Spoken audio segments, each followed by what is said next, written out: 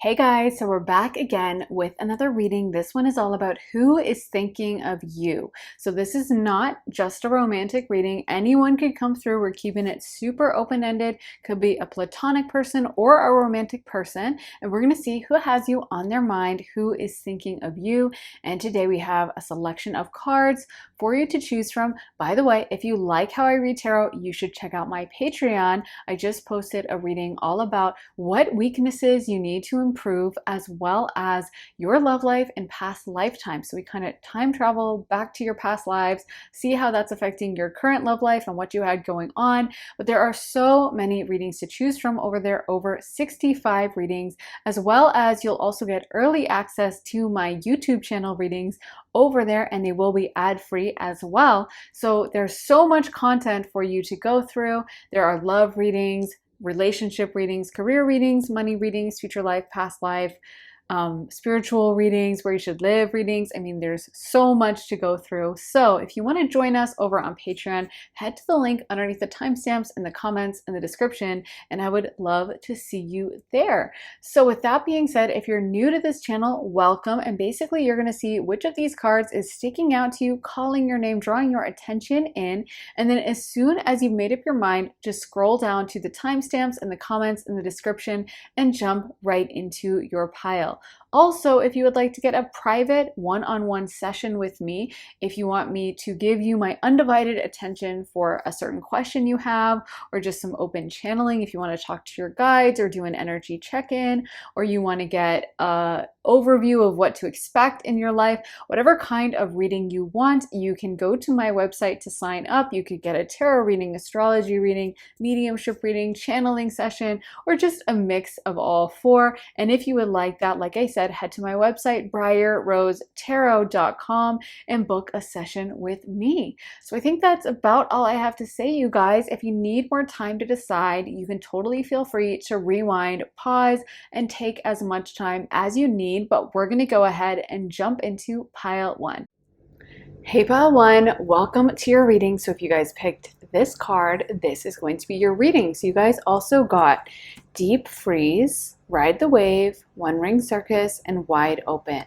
What I'm feeling is this may have been a group from your past. For some of you guys, it could have been a family or old coworkers, old friends. And it feels almost like these people thought they could mess around with you for a really long time. Like, I feel that deep down, they kind of thought you were always going to be there. It's almost like you were a little bit of a punching bag for them. And I almost feel like they got a kick out of it. Like they kind of, it's almost coming through like a laugh, or kind of like, almost like I didn't mean it like that too. So maybe they do feel some remorse and they're not like fully just being sadistic about it. But I almost feel like they're like, we didn't know you were going to react that way, or we didn't know you were going to leave. We didn't know you were going to put your foot down and finally say no. We felt like you were going to stick around and just, you know, tolerate it for however long. And I feel like it has come to a shock.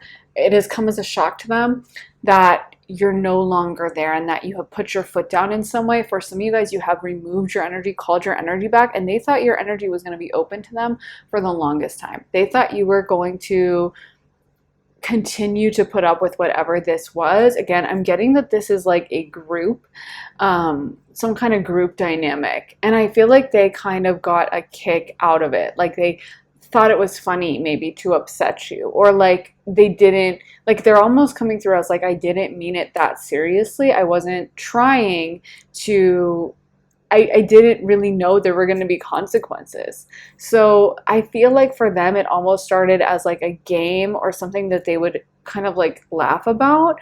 And now they're like, okay, but when is pile one coming back? Or when am I going to have access to pile one again? Because I really thought that they were always going to be around. These people may be in a vibe of deep dysfunction themselves. We did get One Ring Circus, so I think that says a lot about how this person may be in a very dysfunctional dynamic. A lot of times group dynamics can kind of take on the dysfunctions of all the members, right? And people can just slip into these roles, and maybe this person's the scapegoat and this person's the golden child, or this person's the funny one and this person's the butt of the joke every time. But I do feel like with this group, it's almost like they play off each other and they kind of feed off each other's energy. And I feel like in a way, it kind of spiraled out of control that way. Like maybe there weren't members that were individually plotting and planning and thinking through like what they were going to do. Maybe it wasn't like they sat down and consciously were like, oh, let me mess with pile one and I'm going to kind of screw with them. Maybe it was just something that kind of emerged out of the energy of this group, the dysfunctional vibe in each of them, not really thinking it through. I think that's another thing that happens in group is people tend to act without thinking because they're kind of just doing something to get a laugh from their friend, or they're just like their friend does something and they don't want to scold them, so they just kind of go with the flow.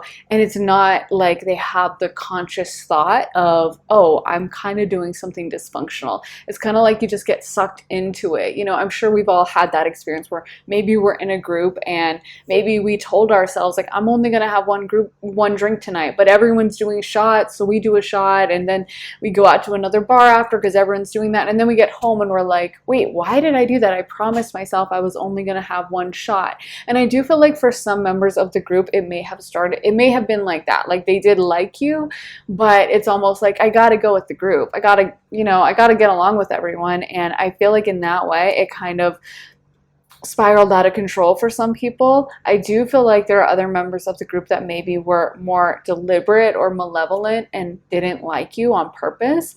But what I'm getting is it's almost like a lot of these people in this group, they couldn't help themselves.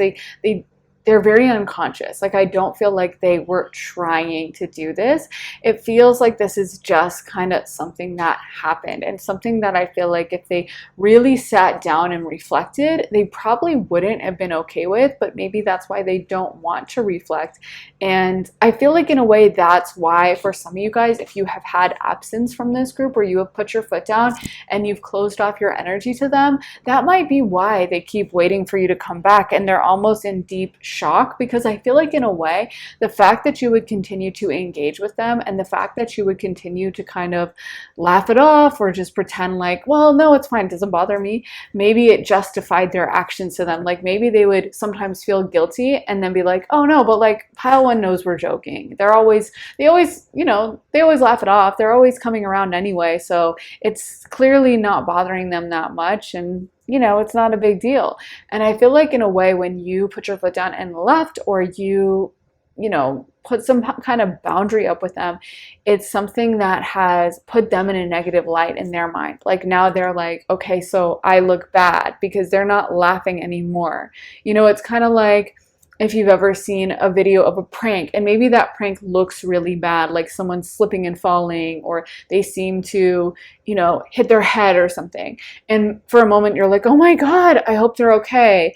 And then you see the person get back up and be like, oh, I'm fine, haha. And then you're like, oh, okay, thank God I can laugh at this. It's not like some horrible tragedy. But the funny, ironic thing about that is that actually head trauma can take a while to manifest. So someone might seem fine and then ultimately be in big trouble because of that. And I think that's the thing, is sometimes in the moment we do react by laughing or playing it off or being like, hey, it's not a big deal. But actually when we sit and reflect on it, we can be like, no, that was traumatic and it wasn't okay. So in a way, the more you would engage with them, the more you would play it off and act like it wasn't bothering you, the more they could say like, no, they're fine, pile one's in on the joke, pile one, it's not a big deal to pile one, they're good, like don't be so dramatic, they don't care. And now the fact that you have put up that boundary, and a lot of you guys have removed yourself from this situation and been like, no, I'm not tolerating this anymore, I think has made these people really look back and be like, but the thing is, this is what they don't want to do. They're actually not looking back and reflecting and processing. They're just choosing to continue to ignore it, and might even tell themselves, oh, pile one overreacted, or pile one's dramatic, or pile one's too sensitive. but I feel like they do miss your presence a lot. It's almost like you were that person that added a lot, and they can't really replicate that with whoever else is around. Like, I do feel like as much as they may have given you grief, it's like you brought a very special something to this group, and they haven't been able to recreate that with anyone else. So for them, as much as they may downplay your presence or act like we don't really care and we don't miss them, I feel like deep down they do keep waiting for you to kind of walk in the door, so to speak. Like, they keep on waiting for you to head back and be like, hey, it's fine. It's all water under the bridge. And I feel like a lot of you guys, you have chosen your own dignity. You've chosen your own self-respect, and you are just refusing to engage in that. You're refusing to go back and sacrifice your own dignity to make them feel okay again, which may have been something you engaged in the past, was like, listen, I don't want to overreact, so it's fine. And you knew it was gonna like hurt them in a way if you walked away, so you kept within the group. And I feel like now you're really stepping out into your own power. Let's get into some tarot though. So we got the Queen of Pentacles, Knight of Swords, the Devil, the King of Cups, and the Two of Wands. I think this is really interesting because we have so many court cards of different elements. So technically speaking, this could be an older earth sign, so Capricorn, Taurus, or Virgo. And then it could also be a younger, usually male air sign, so Aquarius, Gemini, Libra, and then a older male water sign, so Pisces, Scorpio, and Cancer. But of course, it doesn't have to be those people. But to me, this sums up the vibe that this is like a group. This is multiple people. This is not just one person. It feels to me like this is a big group, and it's kind of like they're watching you from afar. In a way, pile one, you kind of are this star of the group. And I actually did pull the star card, but I put it back because it kind of fell out weird, and I was like, I don't know if this is for pile number one or not, so I'm just gonna like be safe and put it back in the deck. But I was confused. Like, I definitely spent a moment with the card being like, should I use it? Because it kind of fell into my hand, but it was open. And anyway, I'm like, I probably should have used the star card, because I do feel like in a way you were the star of this group. You got a lot of attention from people. I feel like you were kind of like a main character for them. And in a way, they kind of fed off your energy, or it's almost like they were excited to see what you did next. And I do feel like this is your energy, this Two of Wands. And the Two of Wands is a very adventuresome card. They're always going places, doing new things, exploring. They're very open to the world. They are willing to try anything and go to new places and explore. So I feel like that is your energy. You're this energy of this bold explorer, trying on new things and shedding your old skin, stepping into a new identity. And I feel like these people, it's almost like they watch in awe. They kind of are like, wow, pile two, wow, or pile one, oh my God, they're doing this now. But I don't feel like they would ever give you that credit and tell you to your face, or even tell each other. Like, they probably feel more comfortable within the group dynamic, almost like making fun of this or making fun of you. Or if you do something like, you're like, yeah, I'm at this new job. I got a new job and it's a totally new industry, and I'm becoming a welder and I'm really excited, and it's a totally new identity out of the blue. Or you're like, I'm dating someone new and I'm excited, and you kind of have this bold exploratory energy. I feel like they feel very kind of impressed by it, but they downplay it to themselves. They tell themselves that it's cringe, or they're like, of course they're at a new job, they probably got fired from the old one. You know what I mean? They would act like it wasn't that cool, it wasn't that special, even though deep down they do have an appreciation for it. Even though at their core, they probably wish they had the bravery to do exactly this. It's like they kind of rally around and take whatever morsel they can find out about your current life, and they would kind of like make fun of it or mock it or downplay it, or be like, it's not that big of a deal, it's not that special.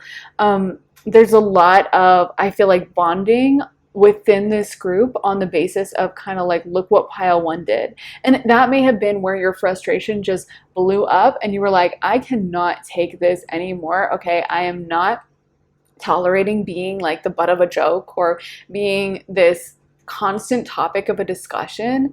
You know, it's reminding me, a friend of mine, I had a situation like this like a few years ago, and a friend of mine, I was telling her about it and how frustrated I was, and I was like, this person like just they won't stop talking about me, and they would ask me like these really personal questions and stuff. And anyway, she was like, you know what you should do? You should print out a photo of yourself, like a selfie or something. You should like go to the store and get it actually printed out on like photo paper, and then you should sign copies of it and start passing it out next time you meet up with this group, and be like, I just want to give everyone my autograph since I'm like the main character, since I'm like a celebrity to you guys. Or like making a fake like Us magazine or People magazine with like headlines, the things they were saying about me, the things they would ask me about, and be like, you know, turning it into a headline. Like, so if someone's asking you like, so I heard you and Chris broke up, turning it into like Us magazine top story, Briar and Chris broke up, you know what I mean? And signing it all and then handing them out. And I was like, that is so funny. Of course it wouldn't go over super well, and I think they would have been pretty mad, but it's almost reminding me of that, like this vibe of like, okay, I know you think you're insulting pile one by talking about them, but really you're just acknowledging that they're the main character and that you're not, and that the way you look up to them, it is like looking up, because you don't pay that much attention to someone that's just like not important at all, you know? So I feel like in a way, the way they do speak about you, or the way they've tried to dismiss you, is almost to make you ridiculous, almost to act like, well, pile one's an embarrassment, or pile one's so stupid. But actually, the fact that they are so obsessed with what you have going on and they constantly do talk about you actually proves that you're doing pretty good, right? Because you wouldn't talk about someone that was just total loser this way. So yeah, I feel like a lot of this is their own dysfunction. And I feel like in a way, talking about you becomes a distraction for them from their dysfunction. Because if they actually had to sit down and deal with themselves, then they would probably not be so happy. And this is, I think, another thing that people seek out group dynamics for, right? Is because if you aren't really super confident, but you can join a group and you can be like, well, I'm not just alone, I'm in a couple, or I'm in a fraternity, or I'm a member of a team at a workplace, or I'm in a family and I have worth that way, then it kind of gives you value you wouldn't have on your own. And I feel like in a way that's why these people cling to this group so bad, whereas you're powerful and capable enough to stand on your own 2 feet, and you don't need to be in this group to have status or to have an interesting kind of life where people would actually want to know what you're up to. These people do need it. These people don't really have an identity outside of whatever group this is. So I think in that way, that's one of the reasons they cling so much to it, and they don't really see an option for leaving. Some of them may even want to leave. Some of them may even be aware of like, yeah, this is kind of dysfunctional. And you know what? Pile one does seem to be flourishing and does seem to be doing really well. So maybe I should reconsider what I'm doing in this group. But I feel like deep down, they're all so afraid of what would happen that it's like, I'm not even going to go there. I'm just going to stay in my own identity and keep with this current role I have instead of trying to change it or alter it. So let's get into some more cards. So we got the Thinking Woman, the World, Man holding a coin, and second chakra, Archangel Ariel. So yeah, I feel like again with the World card coming through, again it's that exploratory energy that we see here in the Two of Wands. So we have this energy of someone who is willing to explore, willing to be bold, unafraid, willing to put themselves out there, maybe even literally traveling a lot, or seeing the world, or maybe just trying this, trying that. Maybe you're the kind of person who's very active, and if there's like a barbecue festival in your city that weekend, you're gonna go, or you're gonna learn a lot, or you're talking to lots of different, I don't know, but I feel like you have this very open-minded vibe that it kind of scares these people. In a way, it triggers them because they're not that open-minded. And I feel like you're the kind of person that maybe you could become friends with anyone, or you're very open to lots of different personalities. You could function and survive even if you had to go into a new industry or a new career path, or you had to make a new friend with a random stranger. You could. And I think that's where it brings out these feelings of insecurity in these people, because they could never do the same. They need to be within the confines of this group, inside these kind of established roles and the pre-existing status that they have within the group in order to be okay. If they were on their own, they would not be able to thrive the way you are able to. So I feel like that's a big reason why they kind of resent you, and they kind of try to downplay you, and they kind of try to like rip the rug out from under you and pretend like you don't actually have any status and you're kind of a joke, is because they know they could never do what you're doing. So that's a big reason. And it's interesting because the second chakra, Archangel Ariel, this is down in our base. So we're talking about feelings of safety, feelings of support, and just being able to exist in the world on a basic safe level. And it's funny that that might be coming up, because that happens a lot in trauma, or in reasons why people will stay inside the comfort zone, right? Because when you feel like I could never do that, or the world is fundamentally unsafe, you're gonna be happy to stay inside a specific group. You're gonna not even be tempted to go outside and push the boundaries. So I feel like in a way it's because of their fear. It's because they wish they could do what you do, but they do not have the self-worth, the bravery, the fearlessness that a lot of you guys have. We also got the thinking woman. So one of the women, or one of the people in this group, could be a woman who is very smart, very intelligent. I almost feel like she's coming through as someone who might have questioned at times, or she's coming through as a major factor in this group. For some of you guys, this could actually be someone that kind of is aware that it's messed up, and maybe has thought about like, yeah, maybe I should leave the group. Maybe I am doing the wrong thing. You know, maybe pile one is right. But I almost feel like when they start to think about that, one, they get afraid you're going to reject them if they reach out. That's a big factor. And two, I feel like they also have a deep-seated insecurity. And that's really what it comes down to, is like, I don't think I can stand on my own 2 feet. So I'm just going to stay with the status quo. I know I'm good in this group, so that's where I'm going to stay at. And I feel like for them, their mind might go back and forth. They might really question and be thinking about like, yeah, I might have really messed up. Maybe I should go back. Maybe I should approach pile one and tell them that, you know, I'm sorry and I don't agree with blah, blah, blah person in the group. Like, it's almost like they want to step out of the group, but then they question and then they go back. And there might also be a fear if you told them off, or if you were like, don't contact me again. And I just looked at a timer and it was 11:11, so more confirmation. I feel like for you guys, this is very kind of, it's almost like there's some question that in their minds they did you so badly, or there's this feeling that they did do something wrong, so they're not wanting to apologize. That's what it is like they are very proud. And I feel like for the longest time, your identity in the group was kind of like the punching bag, or you were like low status within this group somehow. So for them, it's like, I'm not going to be the one to apologize. Pile one should be the one apologizing to me. Like, in a way, the way you left this group behind and you stopped tolerating it, you kind of flipped those power dynamics on their head. Like, you were like, no, we're not doing this anymore. I'm not going to be the scapegoat, and actually I'm leaving. And I feel like that really threw them for a loop. Like, they never thought you were actually going to leave. They always thought you were going to have to tolerate it. And in a way, you took your power back and you became the powerful one when you stopped tolerating it.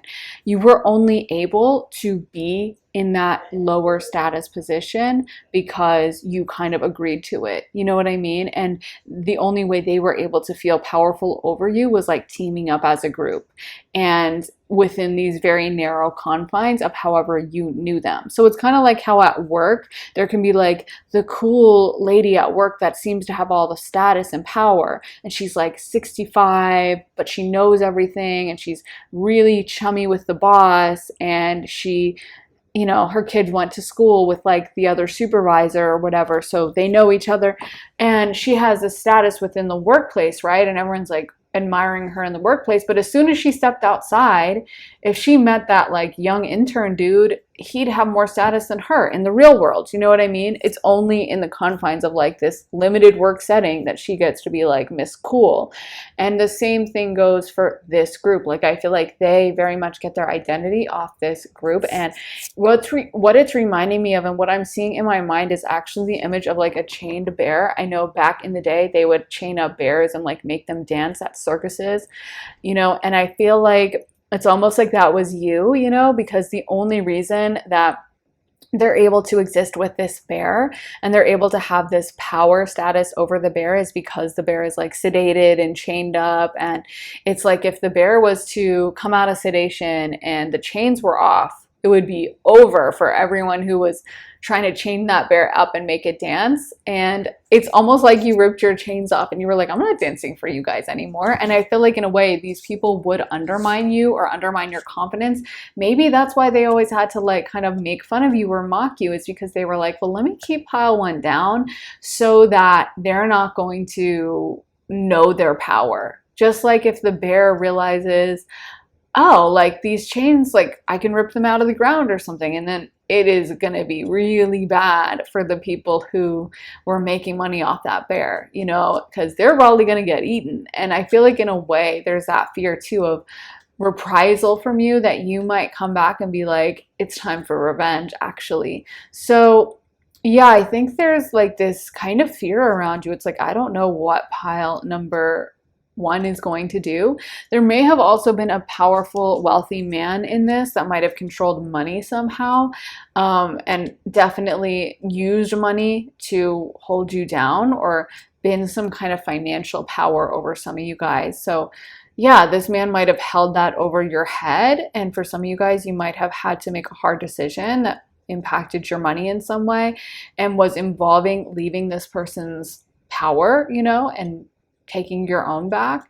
Yeah, let's get into some more cards, our final cards. We got blessings, boundaries, dreams, healing, and transformation. I love this. And actually, we weren't gonna get 5 cards, but these last 2 just flew out together and I loved them. So I feel like it applies to you so well, all these cards, because I do feel like you guys have been doing healing work. A lot of you guys have been doing deep transformation. You have been leaving behind these old unhealthy dynamics. A lot of you guys have been maybe doing shadow work or trauma work, or maybe been in therapy, or just watching like videos on YouTube about how to heal from whatever, you know, abusive situation, or not even, maybe it doesn't rise to abuse, but maybe you've just been working on your own inner work. And I feel like for you, you have transformed so much, you have healed so much, you have grown so much, and you're not the same person that you were back then. You are not the same person who would second guess yourself or be like, yeah, maybe I do deserve it. You're much more powerful now. And I feel like they're not ready for your power. And maybe it's hurt some of you guys, like the fact that they haven't reached out, or the fact that they haven't actually told you that they're sorry, you know, or that you're like, okay, so you just let me leave, or I thought, I don't know, maybe there's something like that for some of you guys, like, where's my apology? But I feel like you need to know, kind of like you're never going to get that, because these people, 1, I don't think are capable of self-reflection, and 2, I think they also are deeply ashamed deep down, but it's buried so deep down under the subconscious. Like consciously, they're not ashamed. And if you ask them, they'd probably be like, please, pile 1, what a joke. Oh, good luck. They're going out on their own. We'll see how that goes, you know, and they might be really dismissive or act like it's funny, or just, yeah, just make a joke out of it, or downplay it and be like, oh, pile 1's crazy. Nothing bad happened. We all got along, and yeah, we made some jokes, but it wasn't that serious. I just feel like these people, like their fear is running the show. Their dysfunction is running the show. They are terrified of really being honest with themselves about everything that went down. So they're not going to acknowledge it. They're not going to pretend that everything is or they are going to pretend that everything is hunky-dory. They're not going to go down deep and be like, you know what? I messed up here and I did do pile 1 wrong, and let me hit them up and apologize and let me come clean. I mean, that's hard to do anyway, let alone for a dysfunctional, unevolved person. So I feel like maybe if you've been holding out hope for one day they'll contact me and one day they'll apologize and we can patch things up. I just don't think that's going to happen anytime soon. Of course, energies can change and grow and evolve, and it's a general reading, so take what resonates and leave the rest. But I think it's so exciting that you guys have been doing this inner self healing work, and I do feel like that should be your main focus, is just continuing on that path of growth that you've already been on. That is so amazing because you've made so many transformations. I know it's been hard, but it might have felt really lonely at times, but I feel like what you're doing is freaking amazing, and you're growing as a person so much. You are turning into a different and a better version with you. You're putting up these boundaries that these people cannot tolerate. They cannot handle someone who is truly in their evolved power, knows their power. They were only comfortable with you when you felt like you were underneath them, when you felt like you didn't have a position or a leg to stand on. You didn't feel like, I can stand up and advocate for myself. You felt like you had to sacrifice yourself for the group. That insecure version of you is the only version that I think that they're okay with. Like, I feel like you would never even tolerate any of this from these people. You would not want to be close to them in the way you were before. So it is a blessing that they're removed from your life. I know it doesn't feel like that always. I know it feels really hard, but just know that I feel like these people, they do admire you deep down. They would never tell you that because they're kind of jealous of you. They kind of wish they did have your bravery, your powerful essence. Like I said, you pulled the star card, and I really do feel like you were the star in this group. You guys were the center of attention. You were the main character. Like I said, you can imagine what my friend had told me of printing out the Us Weekly magazine and your image on it and you signing it, because to them you're like a celebrity. Like, they keep talking about you. It's like, who else do we talk about like that other than celebrities, you know? So I feel like for them, it's like it irritates them deep down that they don't have this charisma, this je ne sais quoi, this star power, or this, I don't know, main character energy that a lot of you guys have. And so that irritates them. They don't have the confidence to be able to stand up next to you as an equal either, because they know you'd blow them out of the water. So they try to downplay you. They try to act like you weren't that special. And the best thing for you to do, I feel, is just to ignore and focus, continuing to focus on your inner growth. Let's get some astrology dice for pile number 1. Who is thinking of pile 1 spirit? So we got Scorpio, the moon, and the first house. So we have Scorpio, Cancer, and Aries. So let's move this here. It's interesting that we got two of the two Mars-ruled signs, because Mars is obviously about conflict and fighting, and it's a very forward thrusting type energy. So it's interesting because it does feel like there was a lot of dysfunction and just conflict within this group, and just crazy, like, stupid disagreements that probably still happen, you know, but I do feel like they talk about you as like a bonding experience. Like, it's almost like if they can be talking about you, then they're not arguing within themselves, because yeah, that's what they would be doing, because they all are kind of deeply insecure deep down. But let's talk about it. So we got Aries. I kind of feel like that's your energy, self-growth, stepping into your own identity. Aries is the house of the self. And I always like to mention that the sun is exalted in Aries, because the sun is like our soul, our overall identity.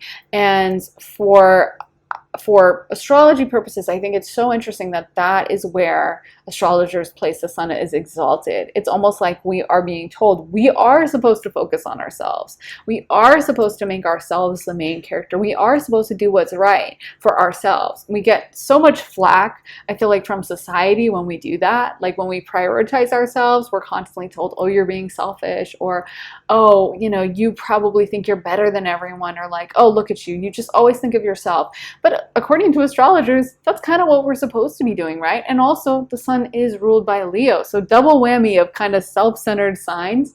And I think for you guys, you're stepping into who you really are. You're stepping into who you are, standing alone outside of this group, and that's something they just could never do.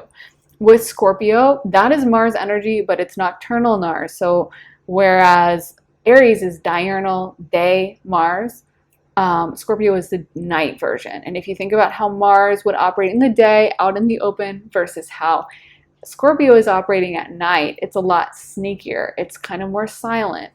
Aries is fire energy. It's out in the open. It's bold. Scorpio is water. It's kind of quiet, and you can't hear water most of the time, right? Like you could end up flooding your bathroom and never hear a thing. So that's the thing about it, is I feel like for you guys, this person might be lurking.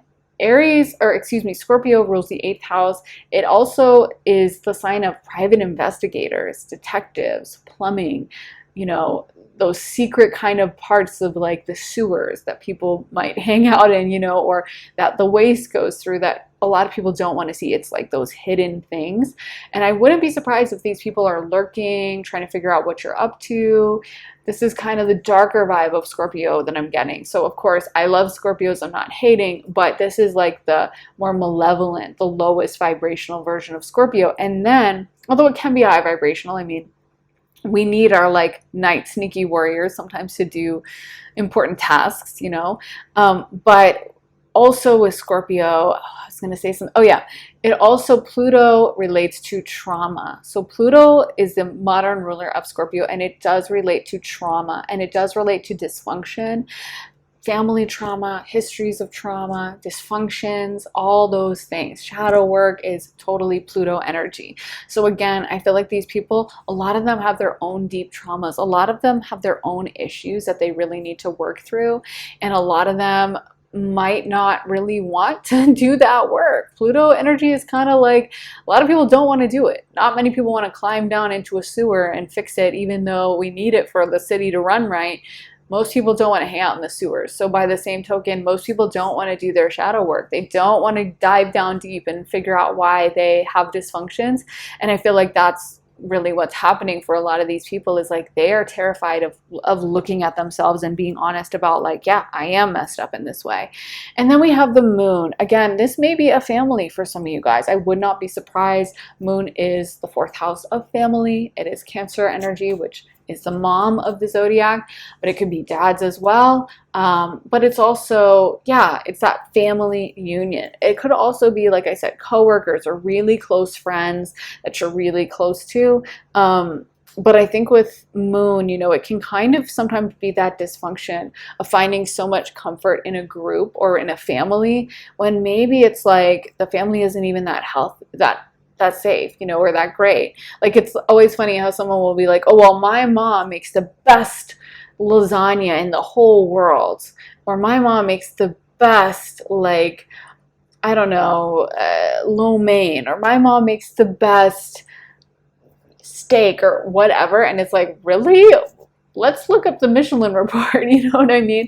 Does she really make the best steak ever? Sometimes someone will tell you that, like, oh, my mom makes the best banana bread. I'll bring some in for you. And then you have it and you're like, this is like, okay. Like, I know I had a family member who, this is kind of funny, but who had like this famous cookies that they would always make. And it was so good, and they wouldn't tell anyone the recipe. And we finally found out the recipe, and it was literally they finally gave it to us like written down. And then my sister somehow found out that it was like the Nestle Toll House. It was like the recipe on the back of the box of chocolate chips. So it was like the one that everyone uses. And we were like, oh my God, the best cookies ever. And they were really, really good. But we thought it was like this special family recipe. No, it's just the Nestle recipe. And that's my point, is like sometimes we gas up our own family because we love them. And even friends, we're like, oh my God, my friend is the funniest. Or, oh my God, my coworker is the best. They're so smart. And it's like, maybe they're not that great, but we get super comfortable in that group. And that's why I think it's so exciting that you guys are stepping out on your own, and you are not letting yourself be held back by this. You're not terrified to make your own identity and carve out your own place in the world. And I think that's really amazing. So yeah, I think that's what I have for you, pile 1. As always, I would love to hear how it affects you in the comments. I would love to hear if it resonated for you, how you think this applies, whether it was your family, coworkers, whatever. Let me know. Also, give this reading a thumbs up, hit the like button, subscribe, turn on notifications, all that jazz. And if you want to see more of my content, head to my Patreon, where I post all my additional readings. I just posted one all about your past love lives and how that's affecting your current love life. So we're going to figure out what happened to you romantically in your past lives and how that affects you now. What kind of past traumas or love patterns have you been bringing through from those other lifetimes and other centuries? We get really deep into it, but as soon as you sign up for my Patreon, you'll get access to over 65 additional readings, and new readings go up all the time. There's readings about money, career, love, relationships, family, friends, and spirituality, where you should live. Every topic under the sun we try to cover. So if you want to sign up, go to the link underneath the timestamps in the comments and the description, and I would love to see you there. Also, if you would like to get a private one-on-one reading with me, you can also get that at my website, briarrosetarot.com, and you can sign up for an hour-long session or a half-hour session with me. You can have me pull tarot for you, read your astrology, channel for you, do mediumship for you. You get to choose what we talk about, and you get to choose whether it's live, pre-recorded. There's so many options, so you can really cater it to whatever you want out of the reading. So if you would like to get that, go to my website, briarrosetarot.com, and the link for that is in my description. Thank you guys so much for watching. I am sending you so much love and light, and I'll be back again very soon with another reading. Take care, guys. Bye. Hey Pile 2, welcome to your reading. So if you guys picked this card, this is going to be your reading. So for your other cards, you guys got Come Together, Compass, Follow the Leader, and Wishing Well reversed. So how I'm feeling right off the bat is that this is someone who used to be very close to you. I feel that this person is still fond of you. This person still gets a nice warm feeling inside when they do think of you. So it feels like if you guys are in separation, maybe this could be an old friend or an old relationship, they still think of you with like a happy feeling and with fondness. They're not angry at you. They're not mad at you. It's almost like they get a kick out of you, or they admire you, or they still think of you with a smile. So maybe for some of you guys, this isn't even someone that you're not close to anymore. This could be someone you're still actively friends with who's just thinking of you all the time and really enjoys you.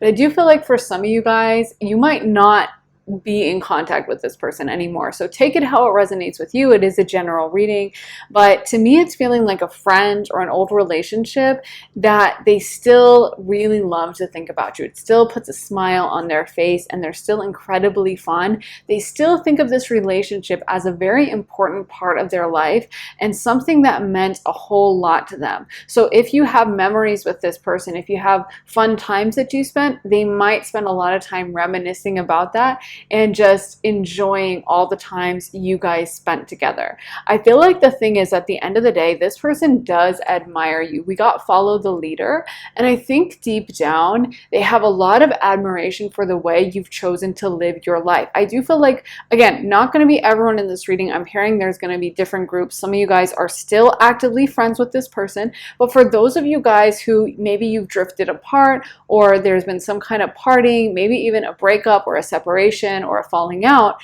but deep down this person still really admires you, and it feels like you might have had to move away from this relationship in order to carve out your own identity a little bit.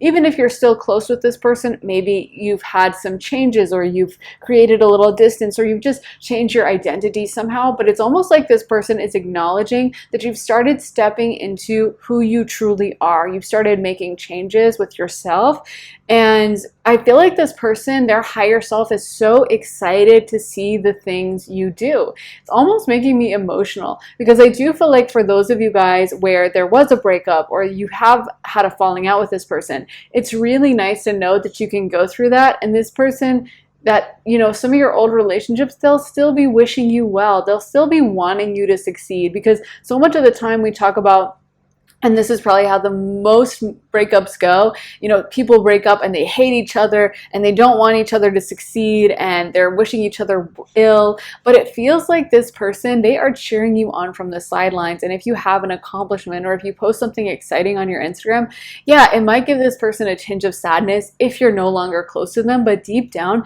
they truly want to see you thrive and they are happy for you. Their higher self is like, yes, I knew they could do it. I'm so happy. I'm so proud of them.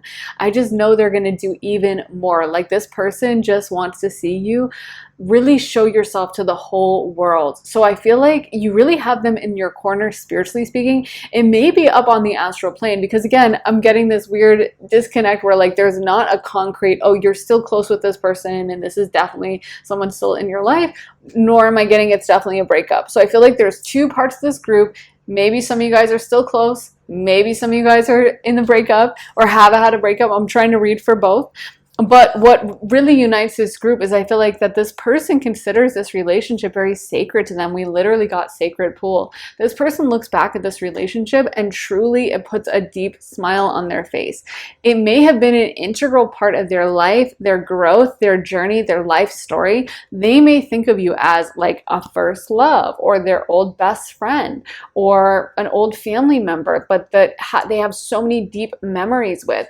To you, to this person, you are a huge part of their story. And I feel like when they look back at that time in their life, whatever time this was, they just feel very grateful to you and they're very happy for the joy you brought them because they are saying you brought them joy. They did like your sense of humor. They do like your presence around. They love, like there's something about you that really is very funny is what I'm getting. Like it's like they get a kick out of you. I don't know if you guys would do silly things around this person or kind of like have weird habits, but you know how when you're really close to someone and they're like your good friend, maybe you just laugh because the way they eat Oreos is so weird and they'll twist off the top and then like pour the milk on the Oreo or something. And like, it just makes you laugh every time you see them do it. You're like, what are you doing? I almost feel like there's a vibe like that with you where they kind of laugh about the things you do, but not in a mean way, in a fun way, in a like, oh my God, they're so ridiculous.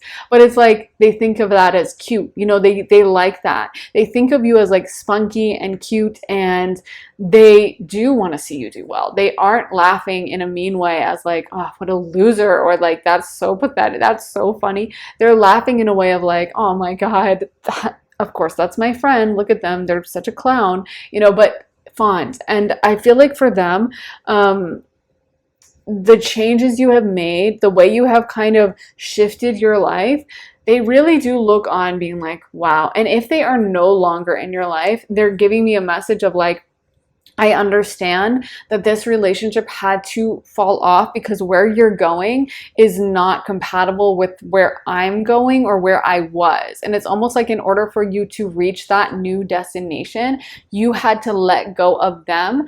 And just so you know, if that was a thing that happened in this relationship, they totally understand that's what you had to do. And I feel like deep down, yes, they may have been sad. If there was a breakup, they were upset about it. I'm not saying they didn't care. But deep down, they understand that that's what had to happen in order for you to create this new identity that they're so proud of for you. They are proud and excited for the sacrifices you've made to enter into this new era in your life, this new stage in your life. And like I said, I really feel like they're cheering you on. They're excited to see what you have next. And it's kind of like giving biggest fan energy in a really, really good way. So let's get into some of the tarot. So we got Ace of Pentacles, okay, the Chariot, Queen of Wands, Ace of Swords reversed, and the Knight of Wands. So interesting because the Ace of Wands is Ace of Swords, excuse me, is reversed.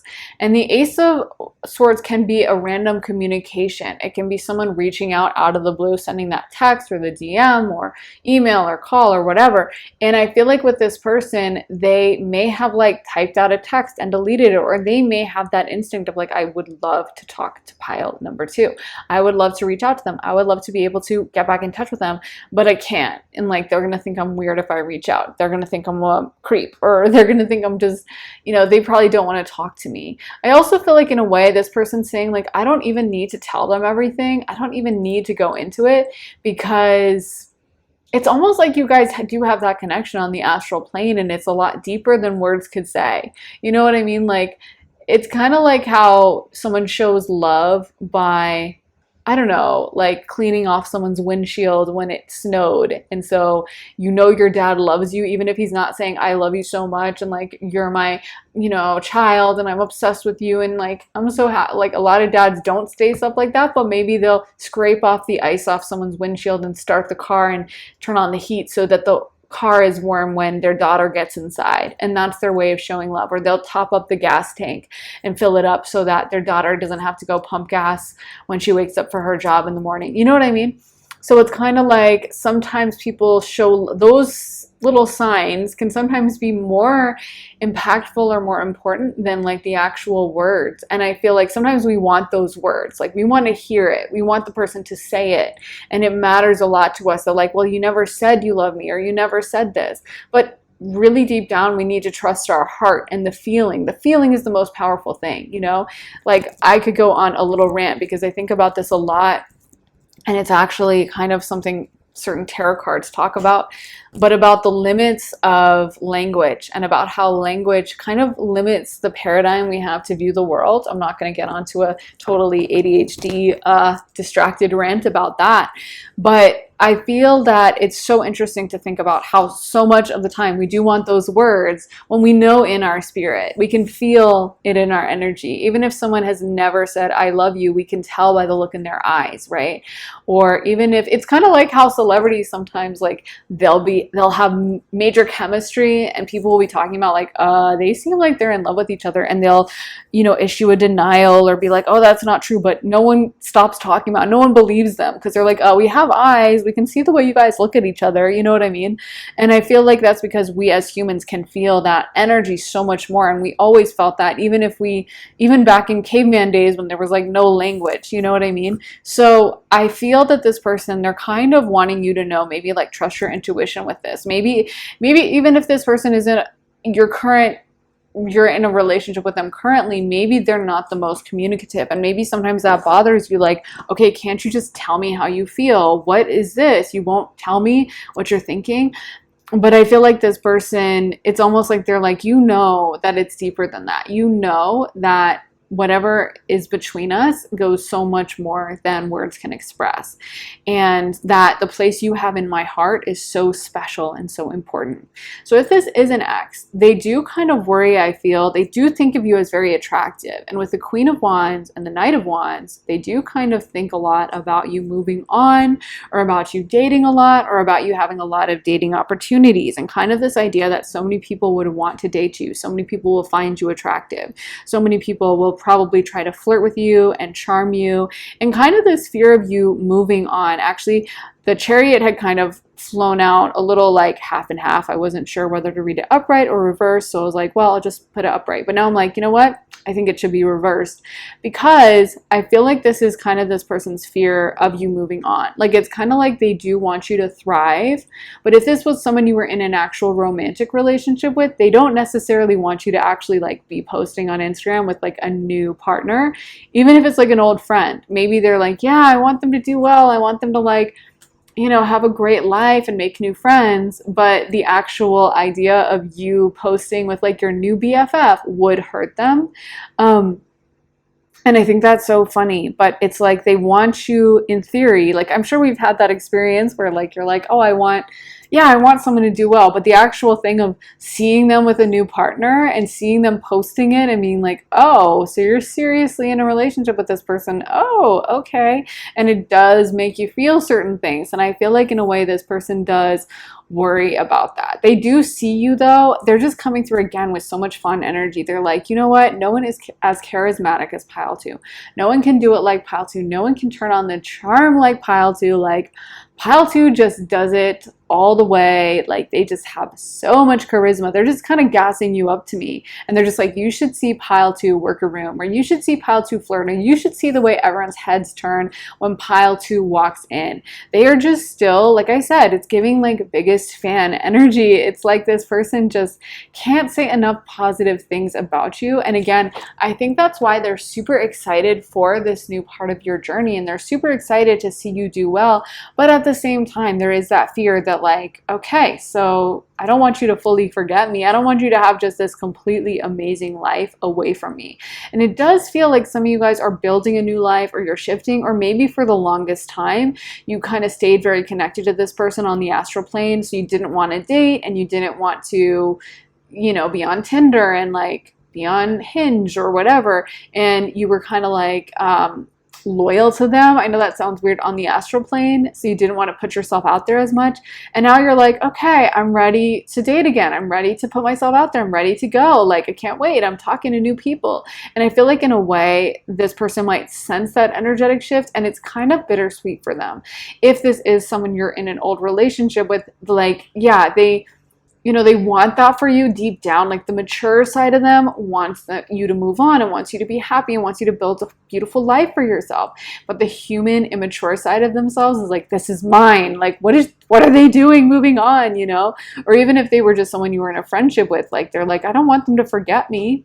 This could even be, again, someone you're currently involved with, and they're just kind of like, I'm excited for this new identity and paradigm they're shifting into, but at the same time, I don't know if I'm ready for that. Like, I like who they are now. I like the relationship we have now, and I don't want it to shift. I'm excited for them to do whatever this is, get the promotion at work, or make a new friendship, or, you know, like level up in whatever way in their life, start a new gym routine and blah, blah, blah. But I'm kind of like not wanting to rock this boat. I'm not wanting to have to say goodbye to this version of them, because I love this version of them so much. So I feel like this person is kind of torn. Like I said, they do cheer for you, they do root you on, and they want to see you thrive. But by the same token, there is this fear that, like, I almost feel like this person sometimes is afraid. I just heard in my mind that I don't mean as much to you as you mean to me. So that might be a bit of a fear for them somehow, like that, especially with this new era in your life, this new stage, these new things that are coming in for you, that you're going to forget them, or they're not going to matter as much to you as they did, or as you matter to them. And I was just about to say something. Let my ADHD self, please let it remember what I was going to say, because I think it just left my mind, but it was important. Oh my goodness. Okay, I remember. I do think this person is very protective of you. And so that's another concern or reason why they're kind of like, I don't know about pile number 2 moving on so much, is because I feel like deep down, they want to like swaddle you up in a blanket and just wrap you in like bubble wrap and keep you away from the world. Like, they see you as almost like too pure for this world. They see you as such a sweetheart and kind of like an angel. So I feel like for them, it does worry them in a way that you are so attractive and that people are going to be attracted to you, because they're like, I don't know. I don't want pile number 2 around players, or I don't want pile 2, you know, around like fake friends, or I don't want pile 2 being out there in the world when the world can be such a cruel place. So for them, I feel like they do worry. And if you are in separation with this person, if you're not close to them and you guys don't talk anymore, just know that I feel like with this person, they do try to protect you up on the astral plane, and they do kind of think about, how can I look after pile 2? Or maybe their higher self, their guides and angels and ancestors on the other side, look after you in that way. Maybe it's that, you know, they kind of send their team to like commune with your team and just like give you guidance and help you out. You know, you can totally do that on the other side. And so I feel like in a way, you know, they may even pray for you or something like that. But I feel like for them, they do worry about you and they do root you on, but they see you as kind of vulnerable in some way, or some kind of like sweetheart, angel, and they don't want to see you get hurt. They don't feel like you are as jaded or as mean as other people, and they're worried that you might have some really hardship, difficult experiences because of that. So that's another factor for them, is just like, I don't know if I like this idea of pile number 2 going off and dating, going off and, you know, meeting all these people. Like, I'm not really down with that, because pile 1's a little too nice and they're not going to really know how to handle that. So the protectiveness is also coming through. Let's get into some more cards. So we got envy, yin yang, Fifth chakra, Archangel Gabriel, victory reversed, and appreciation. I think it's so interesting just leading off the bat that we got this fifth chakra, Archangel Gabriel, because that is the throat chakra, communication. And like I was saying, with this Ace of Swords reversed, I feel like this person does want to have communication with you. And if you've tried blocking them on the astral plane, because I feel like for some of you guys, it's not that you're angry at this person and blocking them in that way, like, screw you, I'm not going to talk to you anymore. But maybe you were like, I need to move on. I'm dating someone new, or I have a new friend, and I'm just going to block this person on the astral plane. I'm kind of done, you know, so like, God bless, but I can't do this anymore. But either way, I feel like that kind of bothers them and it kind of worries them. It's kind of giving the energy. I could even see this being, I guess, like a parent, you know, kind of like a mom, and then the daughter shuts her cell phone off or something, you know, and she's like, why aren't you texting me back? And she starts panicking. Like, I feel like in a way, if you have shifted your communication on the astral realm or even in the physical plane with this person, they definitely worry when they can't get in touch with you. And they definitely worry when you're not as responsive to them, because I feel like in the past, some of you guys, you just were very wide open to them. Like, you would let them come through and you would, you know, commune with them, and it was just very open. And now it feels like in your new stage in life, I don't know if some of y'all are busier, you have a lot more going on, or you are trying to make some boundaries. If this is an old breakup, an old friend that you're not in touch with, maybe you're like, yeah, we did talk on the astral plane, but you know what? I have this new friendship and I don't really want to, you know, text an old friend anymore, or think about an old friend, or think about an ex, or whatever this is. If that's the case, I feel like this person it does kind of drive them a little crazy. Like, yeah, their higher self is like, I'm trying to be mature with this. I'm trying to be okay with it. Just like, you know, when the mom figures out that the daughter isn't texting every 5 minutes, she's probably going to be like, okay, listen, it's fine. Nothing's happening. She's good. She's staying with her best friend at a sleepover and everything's fine. Stop worrying. She's probably asleep. But deep down, as much as she may try to be chill about it, she's probably going to be still freaking out. And I feel like with this person, they try to be chill about you, and they kind of know it, especially if this is an old breakup. They're like, I know I have no rights to worry about pile two. I know I have no place in this. And in a way, for some of them, they may have even hurt you. And they're like, yeah, I know I was not that great, or I know that I don't have a right to be worried, but I'm still worried. I still want to just make sure they're okay. And I also feel like they just want to be in touch with you, get to talk to you, get to like patch things up, like hear your voice, hear your laugh. I feel like they are very fond of the sound of your voice and your laugh, and just the way you look at the world, I feel like is very special to them to be around. So the fact that they don't really have access to that, yeah, they're not a super big fan of it. They're not really thrilled with that whole thing if you have cut them off. And again, if you're still in a relationship with this person, it could just be that they're kind of like sensing a little more distance between you guys. Maybe they're sensing that you pulled away slightly, or that things have changed and you seem different somehow, and they're just kind of like nervous, like, okay, I like different, I just don't want you to completely get so different that we're incompatible, because our relationship means so much to me. So there's this kind of fear of growth and inner transformation that I feel like this person is feeling. They just don't want you to kind of like leave them in the dust and completely blow them out of the water. But I do feel like deep down, this person, again, I can't say enough how much they think you're amazing. We got the appreciation card. So this person still thinks of you. And look, it came out over the Queen of Wands. They still think of you as incredibly beautiful, physically stunning, physically impeccable. I'm getting that for some of you guys, by the way, I didn't talk about this Ace of Pentacles, but this could be like a new job, or this could be a new stage in your life, a new era in your life, even like a move or something in the physical reality that is changing in your life. So like a job, not necessarily, could be a new relationship as well, like a serious relationship. But you know, Pentacles energy is something that is very real, tangible. It's not like, oh, I have a new idea. It's not like, oh my gosh, I have a new personality, or it's like something that really happened, be it like a new relationship where you're actually talking and genuinely kind of it's heading to serious, or a new job, a new move, whatever. And again, I just feel like this person's torn between excitement and like, please don't leave me in the past. But they do think you're so amazing. They think of you, especially if this is someone you dated, as so beautiful, so attractive, gorgeous, just 10 out of 10, like 5 stars. Can't recommend enough. This person would give you, like an Uber score of 4, they would give you 4 stars. They think of you as absolutely amazing.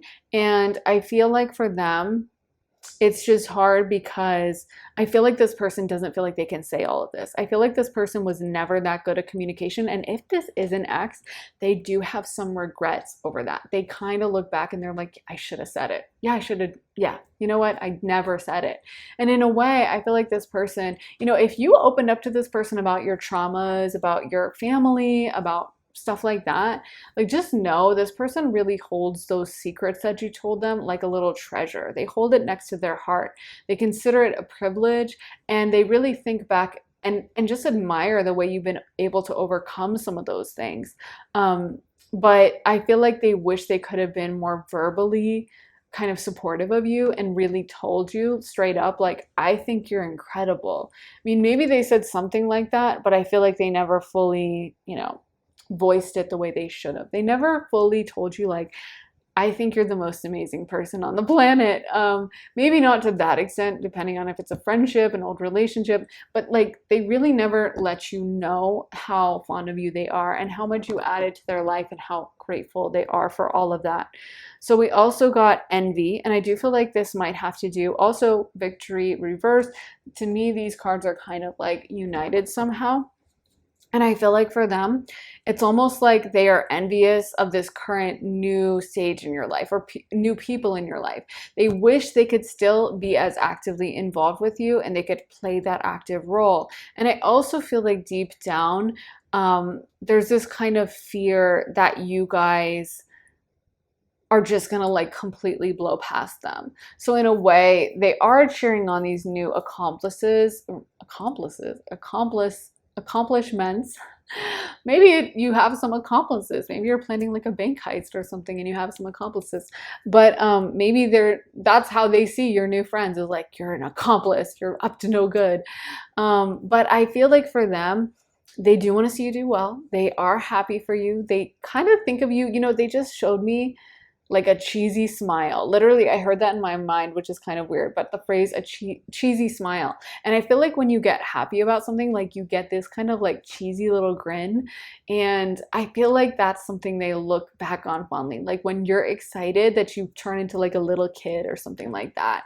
I feel like that's something they really, really loved about you, is kind of seeing your younger side. And it's just something that they were so, like when you're happy, it's like the whole room lights up, you just have this infectious quality. So that's something that I think they miss. And it's not that they want to see you suffering, they want to see you smiling. But again, there's that fear that you're just going to blow right past them, outpace them, that they could never kind of keep up with you. And yeah, I think that definitely kind of weighs on them. Let's get into some of these cards, these final cards.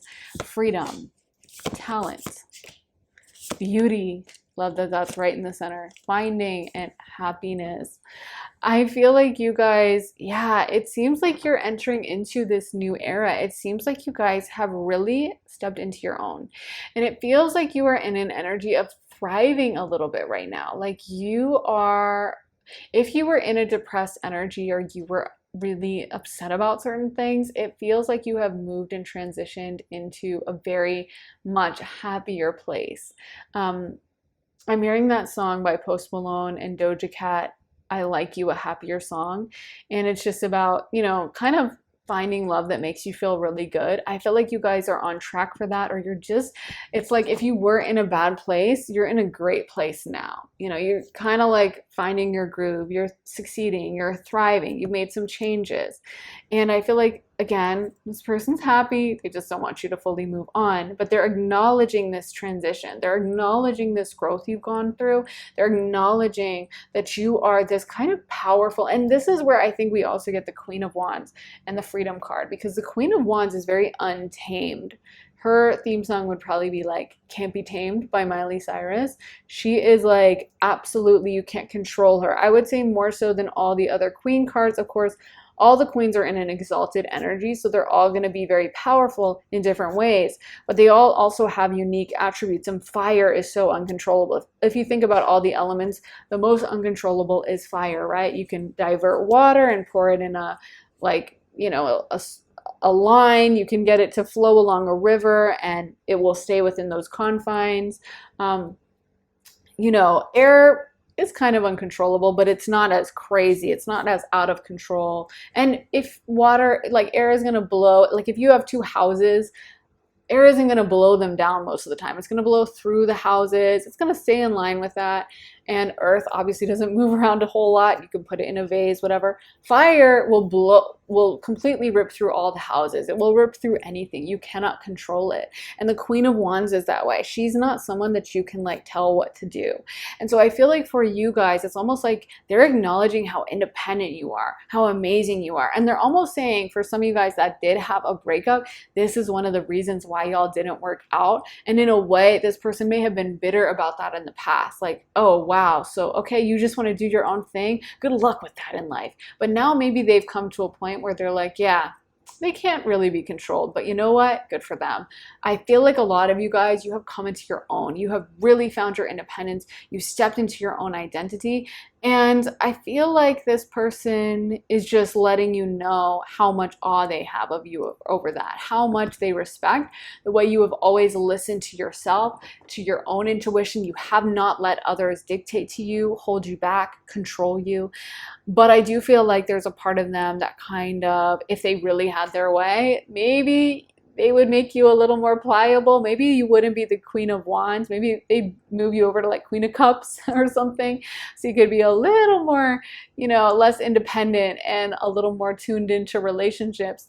But I feel like for them, you know, they acknowledge that that's what makes you so special. Of course, wands have a lot of magnetism to them. They're very powerful. The Queen of Wands is highly seductive. So they have glamour as well. And so just the way you might stare at a fire because it's so beautiful and all its colors, and in a way, even though wand energy can be destructive, there's something so glamorous, so exciting about it. There's something you just can't turn away from.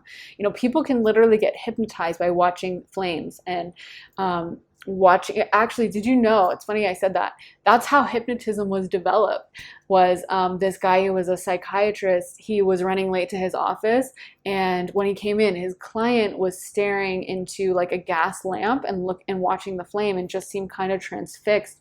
So he was like, hello, and then he started talking to this client while they were staring into the flame, and they found that their mind was so malleable, and that's how hypnotism came about. So that's how enchanting fire wand energy can be. And I feel like for you, it's like, even though they wish they could control you, they're also like, wow, that's what makes this pile two so freaking amazing. That's what makes them so special and so unforgettable, is that they are uncontrollable. Let's get into some astrology dice for pile number 2. Okay, so we got Venus, not a surprise, Taurus, in the 9th house, Sag. Oh, that's perfect for you guys. Should we roll? Let me roll Taurus again, just because that's like double Venus. Oh my God. Okay, so they really want me to read for Taurus. That's fine. Love when Spirit makes their message clear. They're like, excuse me, did I stutter? Anyway, okay, so Venus and Taurus. Obviously, Venus is the planet of love and the sign of love. And so for you guys, this is a very deep love. This person thinks of you in a very loving, sweet way. Whether it was a friend, an old family member, a romantic relationship, they think of you so fondly and with this beautiful, loving, Venusian admiration, joy, happiness, and respect and regard for you, wanting to see you do well, wanting to see you thrive. And it's also interesting because Taurus is the house of the things we build ourselves, the things we do, our own value that we bring to the world. So it opposes the 8th house of shared income, other people's income, which is Scorpio. And it is how we add value, our own identity, not kind of like partnering up with someone else's money, but like, I made this money. This is mine. I did it. I added this value to the world and I got paid back for it this way. And so again, I feel like there was almost something you had to do. Maybe you had to pull away from this person a little bit to create your own identity. And maybe this person is acknowledging that, like, yeah, I was hurt by it. And yeah, if it was up to me, we would have just been like this forever, as my mom would say, simpatico, and just one and the same. But I understand deep down why you had to move on. I understand that you had to do this for yourself and that you're building something so amazing. So this person just wants you to know that, yeah, their lower self may have been pretty up in their feelings about it, but their higher self is acknowledging that they know you had to do this and that they're not angry about it. They don't resent you for it. They understand that that's what you had to do. Then we have the 9th house, Sagittarius. This is so perfect for you guys because, again, I feel like you guys are doing that Sagittarius thing where Sagittarians are the archer. They love to have new projects, new tasks, and they're always kind of trying to find a new challenge, a new endeavor, something else that they can do, that they can learn about, that they can go. That's why they're the sign of traveling and also higher education. So Sagittarians, they just love to have something brand new and so different. And they're very unafraid, whereas other signs might be like, oh, I'm comfortable in my comfort zone. I just want to stay in this box. A Sagittarius is always looking to expand. That's why they're ruled by Jupiter, planet of expansion. They're always looking to try to increase their talents, to learn a new language, to try a new food, to go there, now I'll go there, now I'll meet this person and that person. And I feel like they just are really admiring your boldness, and especially in this new era in your life, the way that you have embraced this new stage and the way you haven't been afraid, or you haven't been holding yourself back, and you haven't been terrified of like stepping out and doing something new. It seems like you are carving out this new reputation and this new identity for yourself. Like you're really upending this old version of yourself and stepping into your power more than ever before. And I feel like this person is so happy for you. Yes, they may get scared that you're leaving them in the dust a little bit, but that at the end of the day, they also are like, you know what?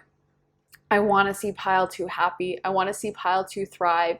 And even though my lower self might get a little jealous and envious and might get in their feelings and might sometimes have some not so happy things to say about it, deep down in my core, I am happy for them. I want them to be happy. I want to see them do well. And I know that's where they're headed. So it's a really beautiful mix of some pride, excitement for you, and also that kind of love and reverence. I feel like this person does spend time reminiscing about you, thinking about your memories. I'm hearing for some of you guys thinking about how you smell. So I don't know, take it how it resonates.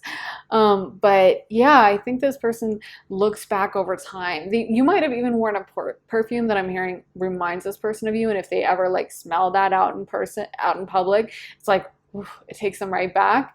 But I feel like they do spend a lot of time reminiscing. They cherish the memories you guys had together, and it just brings a smile to their face. They can't say enough how much they really enjoyed having you in their life, how it was a privilege to know you, and you know that they just want to see you thrive, pile number 2. They want to see you do well. They are grateful for the memories you guys had together, and even though maybe there's water under the bridge or time has passed, you're still very much in their heart. So I think that's what I have for you. What a sweet reading, pile 2. I hope it resonated. If it did, as always, please let me know in the comments. I always want to know what's going on with you and how this resonated for you, what the tea is, what the gossip is, whatever was happening, let me know. Also, make sure to give this reading a thumbs up, hit the like button, and make sure to subscribe, turn on notifications, all that jazz. And if you want to see more of my content, head to my Patreon, where I post all my additional readings. I just posted one all about how your love life in past lifetimes is affecting your current love life in this lifetime. So we go into what was happening for you romantically in your past lives. We time travel back a few centuries and kind of poke around and see what was happening there and how that is affecting you now. So it's a really deep reading, but as soon as you sign up for Patreon, you'll get access to all my readings. So over 65 additional readings about money, career, love, relationships, family, friends, future life, past lives, spirituality, where you should live, all kind of topics. I mean, we try to cover pretty much everything under the sun. So if you would like to join us over there and get instant access to all those readings, head to my Patreon, and the link is underneath the timestamps in the comments and the description. And if you would like to get a private one-on-one reading with me, you can also get that at my website, briarrosetarot.com. You can sign up for a half hour or a full hour-long session with me, have me pull tarot for you, read your astrology, channel for you, do mediumship for you. You get to really choose how we go about it and what questions you want to ask, what you want me to focus on for your session, and whether it's pre-recorded or live. So it's lot of choices. You can really tailor it to what you want. So if you would like to get that reading, go to my website, briarrosetarot.com, and I would love to do a reading for you. So with all that being said, thank you guys so much for watching. I am sending you so much love and light, and I'll be back again very soon with another reading. Take care, guys. Bye. Hey, Pile 3, welcome to your reading. So if you picked this card, this is going to be your reading. So you also got Wide Open, Cleaning House, Moonlight, and Home. So I'm not gonna lie, as I was tuning into this card pile, I did feel a kind of angry energy coming through.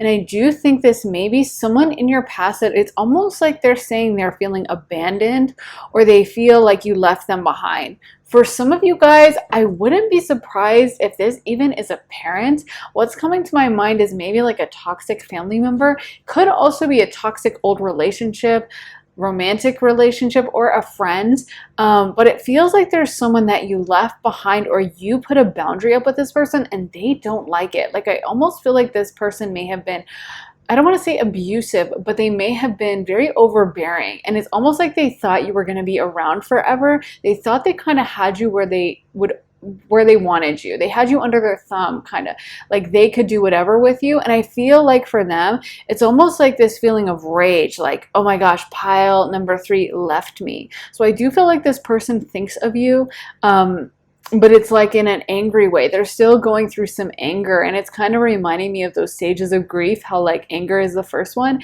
Maybe for some of them, they're not even like a bad person, or they're not generally an aggressive person, but this feeling of abandonment has brought out that processing of grief stage where they're just mad about it, and that's their way of like dealing with their emotions. We'll get into it some more, but I'm just feeling like this person is almost like stewing about it. You know, they're not at a place where they're like, I understand pile number 3 had to leave and I get it, and you know what, it's okay. They're at a stage where they're like, this is an outrage. I can't believe they left me. This is not okay. And they're really not feeling good. And I do feel like they kind of get into like a negative thought spiral when it comes to you. So they might start out just, you know, looking up your Instagram, and the next thing they know, they're ranting in their mind about like, I can't believe they left me, and I can't believe they did this, and they betrayed me. There's almost this sense that you were supposed to be loyal to them. You were supposed to stick around, and that you have, betrayed them, or you have done some kind of a wrong to them by taking your energy away. So again, I don't know if this is like a family member, an old lover, or romantic relationship, but I feel like this person spends a lot of time thinking about how unfair it is, thinking about how you're a selfish person, or, you know, you should have stayed with them and like you've done them wrong. They're not really in a super mature place where they can look at this honestly and acknowledge the things they've done wrong as well as the things you've done wrong, and kind of admit that like both sides played a role. So they're kind of still in a place of immaturity when it comes to dealing with a lot of this. So yeah, with home, I wouldn't be surprised if this person is from your hometown or a family member. Home is an energy that I feel like this person, you know, they could have been your parent, they could have been your family member, a sibling, whatever, but they're coming through with a lot of shock. It's almost like they never thought that you were going to leave. It's like they thought you were always going to stick around and they could do whatever to you. You know, they thought that you were never going to like put your foot down and be like, I'm out of here. And I feel like in a way they're like, they broke the contract, or they went against me. Honestly, it's hard to even get out any other emotion from them other than just real anger. Like I do think generally when readings start out like this, which whenever you're shuffling the cards and you can feel this coming through, you're like, oh, this is going to be a fun one. Oh, great. They're going to be really mad. Time to sage the room after. But usually it's like a burst of anger, and then eventually they'll give way and start talking about their feelings. But it's almost like they have to let you know how mad they are at first, and they just blast you with this feeling of rage. So that's really what I'm getting right now, is like this overwhelming emotion of just like, I can't believe they left, and this is so not okay, and I'm gonna kind of teach them a lesson. I'm also feeling some pain in my heart. So I do feel like this person, they were hurt by it. And even if they did act like they didn't care, or they were callous, or they didn't give an F about you, and they, you're not important to me. They may have wanted to make you think that, but deep down they did care, and their heart is a little bit broken. They are sad about the fact that you're no longer in their life. And it does feel like you might have had to do some like house cleaning when it came to them. Like maybe you were deciding to level up and you were like, I am clearing out the toxic energies. You gotta go. I'm not dealing with you anymore. And you were doing a self-improvement thing as part of the process that led to them leaving your life. But either way, I feel like this person, they're almost like insulted. It's almost like they're in a place of shock and just feeling very like an ego wound as well. Kind of like, how could you accuse me of not being good for you? I've done so much for you. So I feel like this person does worry almost about the narrative that you're going to say about them. They might worry about the fact that they did do nasty things to you, and that maybe you do intend to tell people about it, or you have told people about it, or you mentioned to other people that like they didn't treat you well, and that just sends them up a wall. I also feel like this person is a little dysfunctional. So in their mind, they were treating you well. As far as they consider it, they were great to you, and you're super ungrateful for not acknowledging it. So I genuinely think their true opinion is that, they did everything they could for you, and you just callously chose to leave them behind, and you're the bad guy. I don't think this person does a lot of mature self-reflecting and being like, oh, this was my part to play. Yeah, I messed that up. I just don't think that's in this person's wheelhouse. That's not their MO. I feel like this person is immature. Wouldn't be surprised if they are like a fire sign. I'm not calling out fire signs or saying all fire signs are immature. I'm just saying I think fire signs in general, they don't love to do a whole lot of reflection. And sometimes that can be a good thing. Like I love Aries energy, and I love the burst of life it is, especially coming after Pisces, and Pisces love to ruminate and kind of be in their feelings and like sit around and mope, so it's kind of nice to have that burst of Aries energy that kind of like clears out the old and, is that new life and that just excitement. But when it comes to like something where you need to sit down and think and really process and really get deep into your emotions, that's not really where fire excels. So I don't know if this person has some fire placements and it made them low vibrational, but it just feels like someone that doesn't really feel comfortable like looking at themselves in the mirror and being honest with themselves. I also feel like this person does admire deep down your strength, and they're almost saying that there was a part of you that you wouldn't tolerate it anymore. And even though their lower human self, I think we're finally moving past the just blast of anger that I was getting for the longest time. And they're starting to be a little more honest, because I feel like their higher self is coming through to acknowledge that even though they are resentful of you, especially their lower human self, their higher self does respect the strength you've shown and that you are very powerful. And they do consider you like a worthy opponent. So if this person was acting dysfunctional with you and they were a jerk to you, and maybe there was a time in which they could dominate you and they could kind of boss you around and tell you what to do, or they could spin a narrative on you or something, it's like you have shown that maybe you were susceptible to that back in the day, but that's not you anymore. You're stepping into your power. You are entering your fullness of yourself. You are becoming the best version of yourself, and you're not going to sit back and let them dictate the narrative about you, or let them spread lies about you, or tolerate mean behavior or rude behavior from them. And it's almost like I think that's why this person was in shock, was maybe they didn't even think they were doing anything wrong, but either way, they thought you were going to tolerate it for a long time. They thought you really didn't have other options and you were just going to have to put up with it.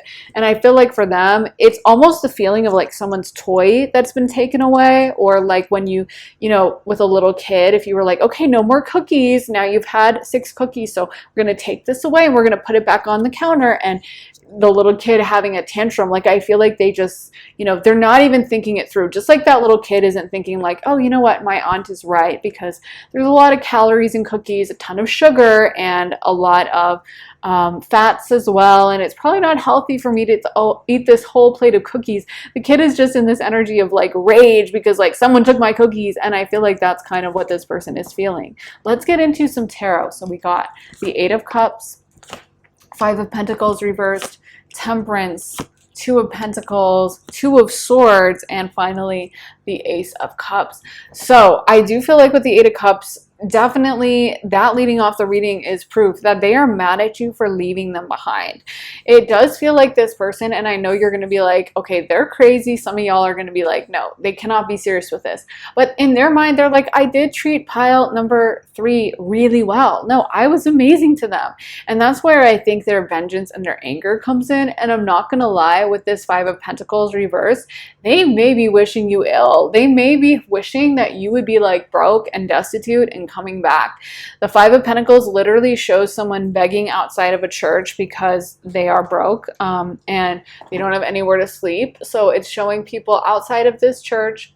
I mean, this card, you can't see it as well. It's more clear in like the Rider-Waite deck, but it's showing someone begging outside of a church because they're destitute. So it's kind of like this person wishes you were back on their doorstep, begging them, being like, can I have a place to stay? Like, I almost, if this was this the power dynamic at one point? Like, I'm wondering if this was your relationship to them at one point. Maybe you needed something for them, or maybe they did stuff for you, and it's almost like they were comfortable with that power dynamic. They felt better when you had no power, when you were out of control and you were needy and you were desperate and you didn't have anything going for you. That's when this person like thrived. That's when they were feeling really good. And I feel like for them, it's just this anger that like, this isn't what I signed up for. Like, this is not the contract that we went into with this friendship, relationship, family dynamic, whatever it was. And it's almost like they are more comfortable and okay when you're needy and when you need them and when you are desperate or you're not doing well. And when you're in your high energy and you're doing fantastic and you're thriving, they don't know how they could possibly play a role in your life.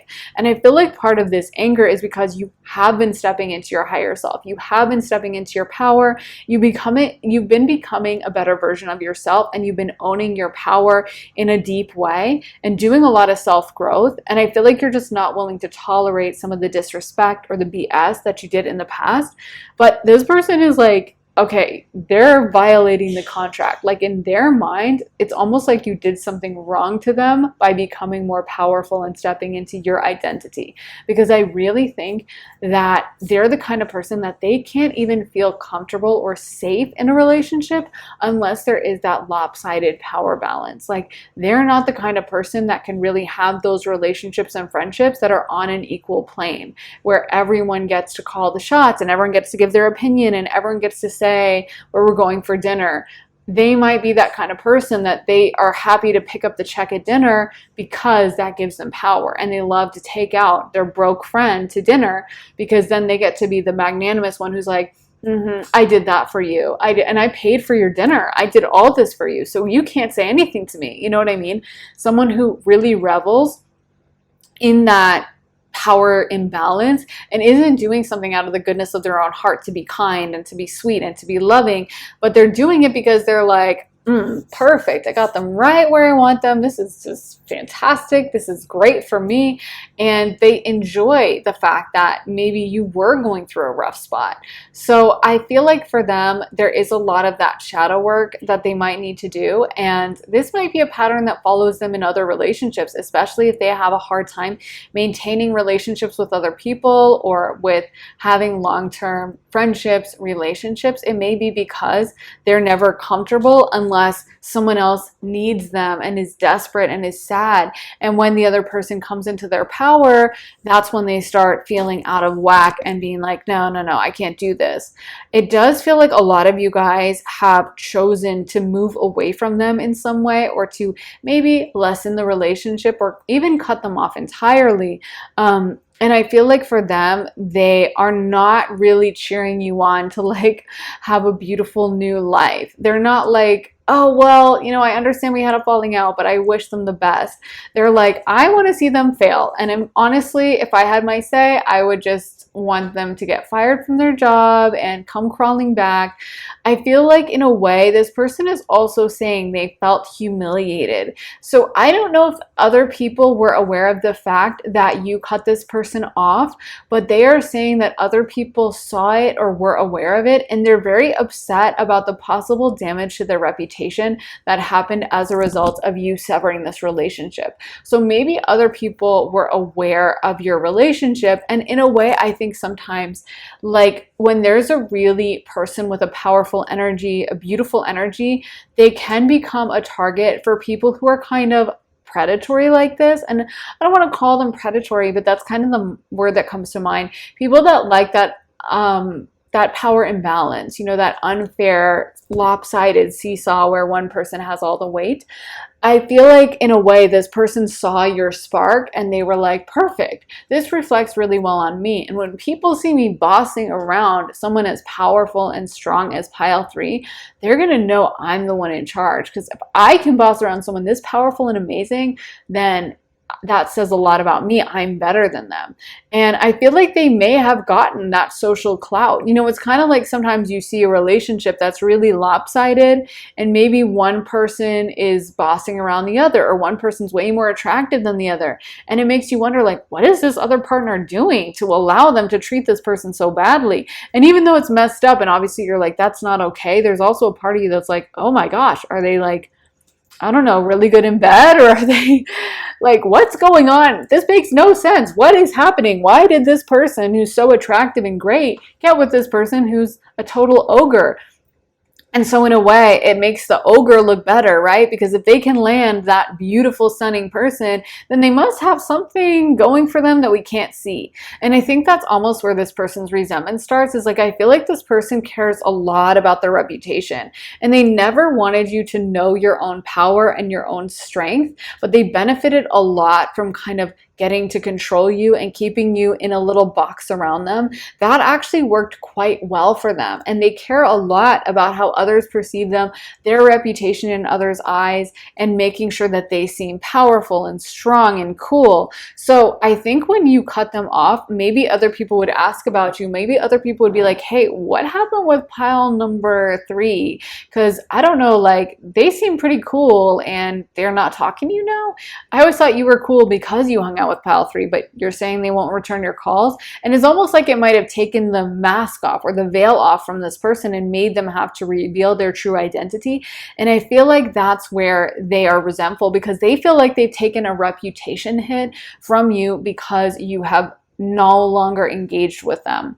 Let me get into these cards as well. So we got 6th chakra, Archangel Metatron, anxiety, the world, and let me move this over here. Woman holding a coin. Oh, that makes a lot of sense with what I was just channeling. And let's do that there. Walking away. Yeah, it feels like you guys walked away. That's the perfect summation. You guys put up a boundary and this person couldn't handle it. And it's really interesting as well, because the 6th chakra, Archangel Metatron, is that third eye. So it's a psychic chakra, and it's seeing things clearly as they really are, not with our human eyes, limited vision, but with our spiritual ability to see things as clearly as possible. So I feel like there was something where maybe you did lie to yourself for a while and say like, no, the relationship is fine, and no, they don't treat me bad, and no, they have a really good heart, and I know they're harsh, but you know, they really care, and actually it's not bad at all. And maybe there was some energy of you stepping into your deep truth and being honest with yourself about like, no, they don't actually like me. And you know what? This situation is messed up and I'm not going to tolerate it, and I'm going to walk away from it. I feel like this person, it's almost like they're mad at you for leveling up spiritually. They're mad at you for being honest with yourself. They're mad at you for seeing the truth of it. Because in a way, I feel like they would have kept you in the dark forever. And this person may struggle with anxiety. They may be very angry about this deep down. You know, they may spend a lot of late nights thinking on this and worrying about this and kind of scheming on this and wondering what happened. I feel like deep down, you know, this person may have an abandonment wound, and they may have a fear or a terror aware that everyone is going to abandon them, and that's why they seek out these lopsided relationships, because it's kind of like, you know, if someone can't walk away because they're stuck, then you don't have to worry about them leaving you. You don't have to worry about them one day waking up and being like, yeah, I am going to bounce, because they have no choice. They have to be stuck in it. Just like you don't worry about your dog running away and escaping if you can lock it up in a cage, right? And by the same token, we can use finances as a cage. And maybe that's really what was happening, because we have woman holding a coin. This may have been a mom that used finances to control you, or a dad too. It doesn't necessarily have to be a woman. So, but I'm just feeling like there may have been some financial control, or yeah, just control in general. Just even holding something over your head, holding information over your head, telling someone, well, I'll tell everyone if if you leave me, I'm going to tell everyone blah, blah, blah about you. But it feels like this person had some kind of control over you, and they definitely used that. And I feel like you just broke free one day. That was their cage they had around you, and you just busted out of it. And I feel like for them, that's where they're like, I can't believe this happened, and they're kind of angry. Like, it's almost like if your dog did run away, you might get mad because you're like, well, that's my property. It's my dog. I own that dog, you know? And so especially if you're like, well, I've been feeding it, I've been treating it right, you might get kind of mad at the dog. And I feel like in a way that's where it is this person's like, I did so much for pile 3. I did so much for them. I really took care of them, and I can't believe this. And I feel like it did trigger their anxiety, because again, I feel like these are pre-existing issues that this person had. It's not just with you, it's with a lot of different people. They feel like they need that control. They feel like if they are not, you know, calling the shots and telling people what to do, and it's not them who's got the reins, then they're going to get left behind. I feel like this person is almost like they don't have a lot of self-worth, and they have a lot of traumas. But unfortunately, instead of working through those traumas in a mature, responsible way that respects everyone and allows everyone to create their own life, their own identity, which is how God and Spirit intended it for us. That's why the sun is exalted in Aries, as I always mention. And it's in domicile in Leo, right? The 2 selfish signs. So we're supposed to seek out our own identity. And when someone's not okay with someone stepping into their identity, becoming their truest self, it's a major red flag. I feel like for them, they do feel like they've been left behind, and they're kind of seeing some of you guys really start stepping into your power and start thriving, start doing really well. Possibly for some of you guys, forming some kind of a new identity, going somewhere new, getting a new job, or embarking on some new journey in your life, and they are not okay with it. They wanted you to stay small and in their corner. So they can see these changes you're making, but there's almost this terror as well. I'm hearing, I don't want them to tell anyone. Don't tell anyone. That's what they're showing me, is someone like covering their mouth with the sign. So it's like, I feel that it really worries them, the idea that you might start telling others what went down between you, and they are worried about their reputation being impacted. They are worried about what you are going to say, because it feels like you are no longer predictable or controllable. Let's get into some more cards. So we got Spirit Guide, Closure, Well-being, Home, Career, and Protection. And these flew out kind of wildly. Even the shuffles for all the decks, it was very wild and uncontrollable, almost violent. Like I was like, whoa, these cards are like flying all over the place. And you know, I mean, I love an enthusiastic card pull. I love when I'm not having to like shuffle for 5 minutes, but it was kind of shocking. Like I was like, oh my God, every deck, the cards would just like fly out with so much energy, almost like rage, you know, and it, given the emotion I was channeling of like the anger, I was like, I don't know about this deck, but okay. I don't know about this pile, but okay. But yeah, I think that honestly what's coming through is a lot of deep anger. Like I feel that some of these people in this pile, they're really, really mad. It's kind of scary to me. Like not everyone, there's going to be levels of this, but for some of them, it's like they are vengeful. You know, this is someone that's just mad, and it's almost like they have a bee in their bonnet about you. They have this like fixation, or they're thinking about you a lot, or they're just, you know, you're under their skin. And I really wouldn't be surprised, because we got Home twice, and I didn't realize this card, I was pulling it out right over the other card. Love that synchronicity. But yeah, I wouldn't be surprised if this is a family member, or someone from your hometown, or someone you were friends with for a while, or someone that considered you in their very inner circle, Cancer, inner circle. In the astrological wheel, the fourth house represents Cancer, which is your family, your home, and your inner circle of friends, the people you're the very closest to. So I feel like this person may have considered you family. They may have considered you someone who was very close to them. They may have literally been family. But either way, it's like they thought you were going to be around forever. And I think that's why they're so mad. And they're almost like the protection and the career cards are the ones that flew out really strong. And I feel like in a way, they're like mad at you building your own career, or they're mad at you stepping into your new identity when it comes to career. Like, I don't think they want to see that do well. I don't think they want to see you thrive in that arena. I don't think this person has a lot of closure. I don't think they're okay with it. But in a way, they're coming through mad, being like, look at them, they're doing great. I can tell they're doing well. And it's almost like they're mad about that. Like, because I feel like in a way, they thought you were going to flail. They thought you were going to, be lost without them. And they thought you were going to have to come back to them with this Five of Pentacles energy and be all desperate and be like, I'm so sorry. I messed up. I know it. You know what? I need you, please. And I feel like instead, the complete opposite has happened. The pendulum has swung in the opposite way, and you are doing fantastic. You are thriving. You're glowing up. You're growing. You're not regressing and going downwards and coming into a place where you are so sad and pathetic. You're actually coming into your empowered energy in a way you probably never have been before. So I feel like for them, that's where there's also this element of shock and kind of like, I didn't know they had it in them. I did not know pile number 3 had all this power. And in a way, there's kind of a begrudging respect of like, wow, they really handled themselves. Look at how far they've come. Look at what they've done. And I don't feel like they would consciously admit this to themselves, but deep down, they are like, okay, a formidable opponent. But I feel like there's also this almost self-anger because they're like, I miscalculated.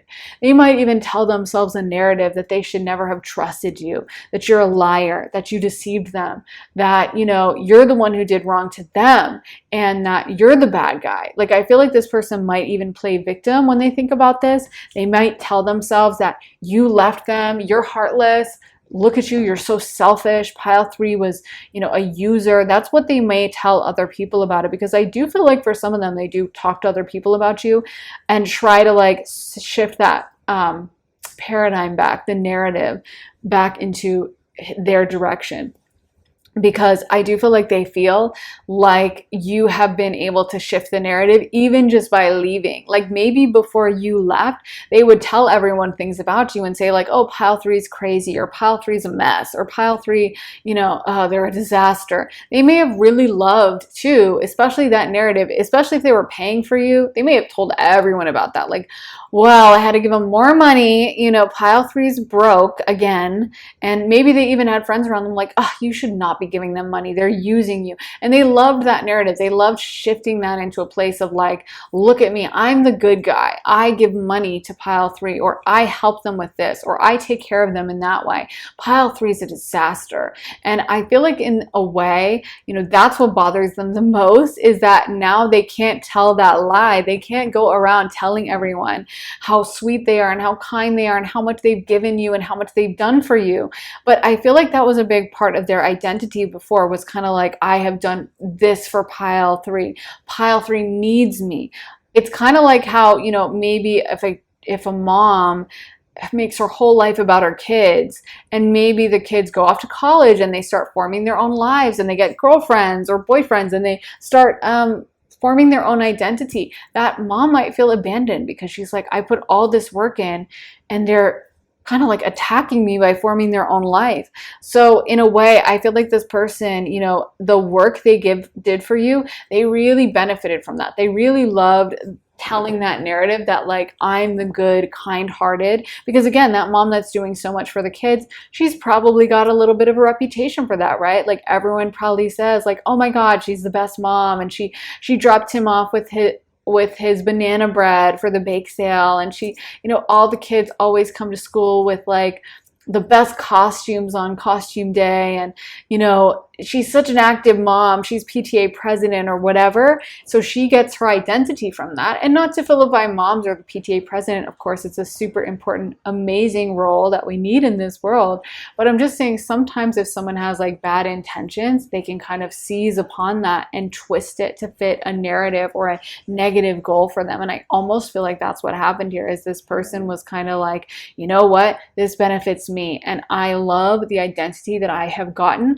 from helping out pile number 3. So it wasn't like totally just from the bottom of their heart, motivated from a place of genuine goodness and being benefic and being kind and trying to help you from a genuine place of like, what can I do for pile 3? It was coming from a place of like, hey, this works really well for me. They look like a total desperado and I get to be the hero. Let's get into some astrology dice for pile numero 3. Oh, that one spun off, but we'll read it. Okay, so we got the 3rd house, Gemini. Then we have Mars, and this one is Capricorn. So we have, technically speaking, we have Gemini, we have Aries, and then we have Capricorn. And technically that could be Scorpio as well. So 3rd house, Gemini, that is the house of communication. It's also a house of siblings. So this could totally be a sibling as well. Family members of all kinds can be included in this pile. But the 3rd house really deals with communication. And again, I feel like this person is so mad about their reputation, because 3rd house can kind of also be like gossip and the things you say about someone and being like, oh, I heard this information, And so I feel like for them, the communication, the narrative is what bothers them the most. The fact that they used to be able to shape this narrative about you, tell people things about you. They used to be able to maybe paint you as crazy, especially if they were helping you out or you were down and out at that time in your life. A lot of people will be like, oh, they're unemployed. Okay, yeah, they must be crazy. So it's almost like that really worked for them at the time. The fact that they could tell people anything about you and maybe people would believe it. And I feel like right now it worries them because it feels like you're taking that narrative back. You might be telling your story to others. You might be shifting, what people know and kind of letting them in on what actually happened. And I feel like that really terrifies this person. The idea that you're going to spread your truth and unleash the real story is something that I feel like drives them up a wall, and something that I feel like they really kind of stay up at night worrying about, thinking about, being anxious about. It's something that I think is like their biggest fear, that you will kind of rip that mask off and tell the truth about them. I'm picturing the end of Scooby-Doo, how they'll be like, you're not actually a ghost, you're Mr. Jones, the innkeeper, and that moment of revelation where you see who it really was and who was behind that mask all along. It's almost like that's what they're terrified of, because they may have created a public image that benefited them very well from their interactions with you, and now you're starting to speak up and be like, well, actually this is what happened. That really chills them to the bone. Then we have Mars. Mars is an energy of fighting. It's an energy of aggression and to a certain extent anger and going after a goal. And I feel like, again, this person does come through with a lot of that rage. So it doesn't surprise me that Mars came out, because Mars can be that heat and that fire and that anger of like, I'm mad and I'm going to do this. That's why activating someone's Mars can be so powerful. So right now it does feel like they are mad. They are definitely angry, and it doesn't feel like a lot of it has burned off. I kind of kept waiting throughout the reading for like, okay, we did the anger, now let's really move behind that mask. But I'll be honest, it hasn't lessened as much as sometimes, in these readings, someone will be super mad at the beginning and then they'll like start crying. Basically, their energy will transition into like real sadness and they'll be much more open. But this person has stayed at like anger the whole time. It's transitioned a little, but they are still mad, and it doesn't feel like that's something that's going to be worked through or resolved. It feels like this is just how they feel, is like they can't believe that you did this, and they're definitely a little bit outraged about it. So I would be careful with this person, especially if they reach back out to you, want to like reinitiate contact. I would definitely kind of keep my distance a little bit, just because they don't feel like they're in a super emotionally mature place, or they might just not be emotionally mature at all. And I was just looking at the clock and it was 33:33, so more confirmation of that. Then we also have Capricorn. So Capricorn is ruled by Saturn. Saturn is the planet of hardship. It's another tough energy. You know, Mars and Saturn are very difficult energies to deal with, and they're malefics, and they're not super happy-go-lucky. They're not super friendly. They're not super positive. They're not, you know, an easy energy to deal with. So again, I feel like there's a lot of harshness with this person, anger, feeling like this was a major hardship and suffering for them. And we also have Capricorn ruling the 10th house of reputation, which I think is so important for this person. They really, really worry about their reputation being impacted. They really, really stay up thinking about, what are they going to tell people about me? And I feel like they can't even believe they're in this situation. It drives them crazy. The fact that they don't have control over you anymore. The fact that they can't control the narrative. Seeing someone like slam their fist on a table, it's so funny. They've just been angry and angry throughout this reading. Like I said, it hasn't burned off at all. But they, I think, worry most of all about what you're going to say to others and how you are going to talk about them. That drives them crazy, and they cannot stand the idea of you being truthful and honest, because it feels like they did do a lot of lying about you to others, and they cannot stand the idea of you going out and really saying what happened. So I think that's what I have for you. Pile number 3, I'm gonna probably end it there. This was heavy. I'm probably gonna have to sage the heck out of my room, maybe get some incense going too or something, but this was a heavy energy. I hope it resonated. I would love to know who this was or what this was, how it resonated for you. Let me know in the comments. I'm very curious about exactly whether this was a relationship, family, like coworker, what is going on here. Let me know in the comments. Also, make sure to give this reading a thumbs up, hit the like button, and make sure to subscribe and turn on notifications so you can find out as soon as I post next. And if you want to see more of my content, head to my Patreon, where I post all my additional readings. I just posted one all about your past love lives and how that's affecting your current love life. So whatever was happening for you romantically centuries ago in your other lifetimes, we tune into that, figure out what was going on for you in your love life, and how is that affecting your current romantic life? How does that affect your ability to give or receive love in this lifetime? It's a really deep reading, so definitely go to Patreon if you would like to access that. And as soon as you sign up, you'll get access to over 65 additional readings. So hours and hours of content over there for you to watch and listen to.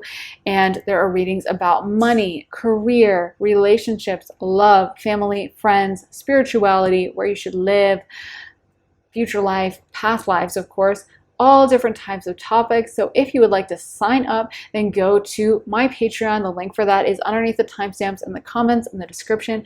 And if you would like to get a private one-on-one reading with me, you can also get that at my website, briarrosetarot.com. And you can sign up for a half hour or a full hour-long session with me, have me pull tarot for you, read your astrology, channel for you. You can do a pre-recorded reading or a live reading, and you get to control, obviously, what we tune into. You will get my undivided attention on whatever topic you would like. So if you are interested in that, go to my website, briarrosetarot.com, and the link for that is in my description.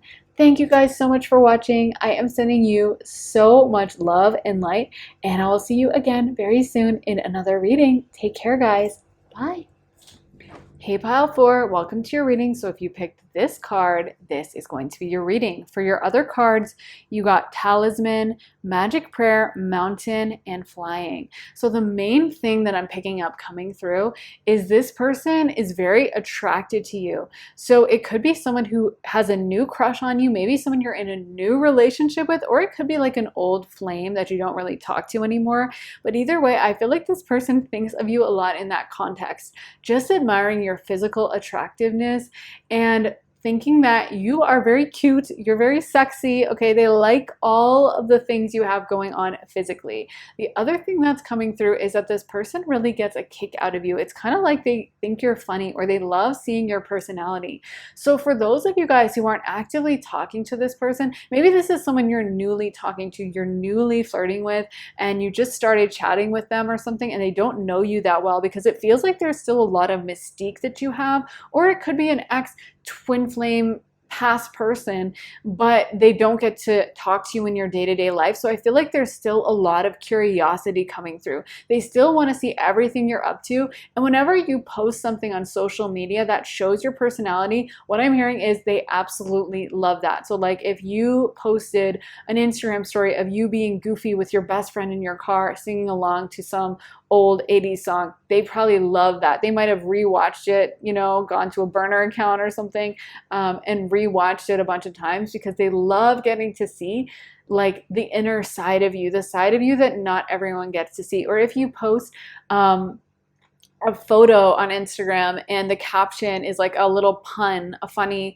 pun, they love that. Or if you're showing off like a nerdy interest you have that is kind of unexpected, like you really love geology and you're posting about like, hey, we did a geology dig and we found this rock and blah, blah, blah, dates from the Paleolithic era or something. I feel like they would love that. They love to see that side of you that kind of reveals your inner self, because they want to know more about you. They're very curious. They're very intrigued, you know? It's like you really have their attention. I wouldn't be surprised if this person like navigates on over to your Instagram or TikTok or whatever socials you have up, maybe even like your LinkedIn. And every day they want to get an update. They want to see what you have going on. They want to see what's new for you, because I feel like it's like this person really, really likes you, but it's almost like they don't want you to know how much. They might still be playing it cool with you. They might still be acting like, yeah, like we're just getting to know each other, but you know, I'm chill, I don't care. But really deep down, they are very interested and they definitely don't want to blow it. And they're very like kind of thinking, I think, about how can I approach pile number 4? How can I like get in there? How can I go about this? You know, what are their interests? What are their hobbies? How do they spend their time? And maybe I could approach them this way or that way. Again, there's a lot of intrigue, there's a lot of curiosity, and there's a lot of just, I think, wanting to be with you, wanting to run into you, wanting to get to spend time with you. I could almost see for some of you guys this even being like the early stages of a relationship where you're not spending every moment together. Like maybe even it's like a long distance relationship where you guys started chatting and talking, but you're not at that stage where you're like glued to each other's hip. You're like maybe curious, or maybe it's a coworker and you don't want to cross that line yet, but you both like each other. But it feels like it's like there's kind of a barrier that this person, you know, would like to cross, but your relationship hasn't crossed that at this point. Maybe it did in the past even, but it's not now. But it's kind of like this person kind of has to like spy and lurk to figure out what you have going on, because they feel like they can't actually ask you directly. But they're very attracted to you and they like your personality. That's coming through as well. Super strong. It's not just about the physical. It's not just about you being beautiful and gorgeous, although they definitely think that is true about you. They definitely find you super attractive on a physical level, but beyond that, I feel like they also enjoy you. They get a kick out of you. They think you're fun. They like your sense of humor. They like hearing what you're interested in, you know, and they're kind of curious to know more as well. Like it doesn't feel like they have quenched their curiosity and they just kind of like know what to expect from you. It feels like they're kind of still figuring you out, you know, and there's still a lot that they haven't known about you. And I feel like that just makes them think about you even more. It's almost like with this mountain card, the fact that you haven't told them everything about you might make you seem a little bit like a challenge or like kind of off limits and kind of like, okay, so I gotta know more because I can't get this person off my mind. In the same way that like when you haven't accomplished something yet, or it's a goal of yours, but it hasn't happened quite yet, you're going to think about it even more. You know, it's going to be on your mind more than if you had just done it the first time and ticked it off. It's almost like if there is a distance or a reason why you guys couldn't come together right away, that has just made this person even more intrigued about you and want to know more about you. So yeah, I feel like they really enjoy getting to check in on you. They really enjoy if you do update your socials, or if they get to see you every day and chat with you. They love that. They look forward to it. They kind of like want to see what you have going on, and they really get a kick out of you. Like they like you and they find you very charming. I'll say that. They find you very charming and enjoy getting to get whatever glimpse of you they get. So let's get into your tarot though.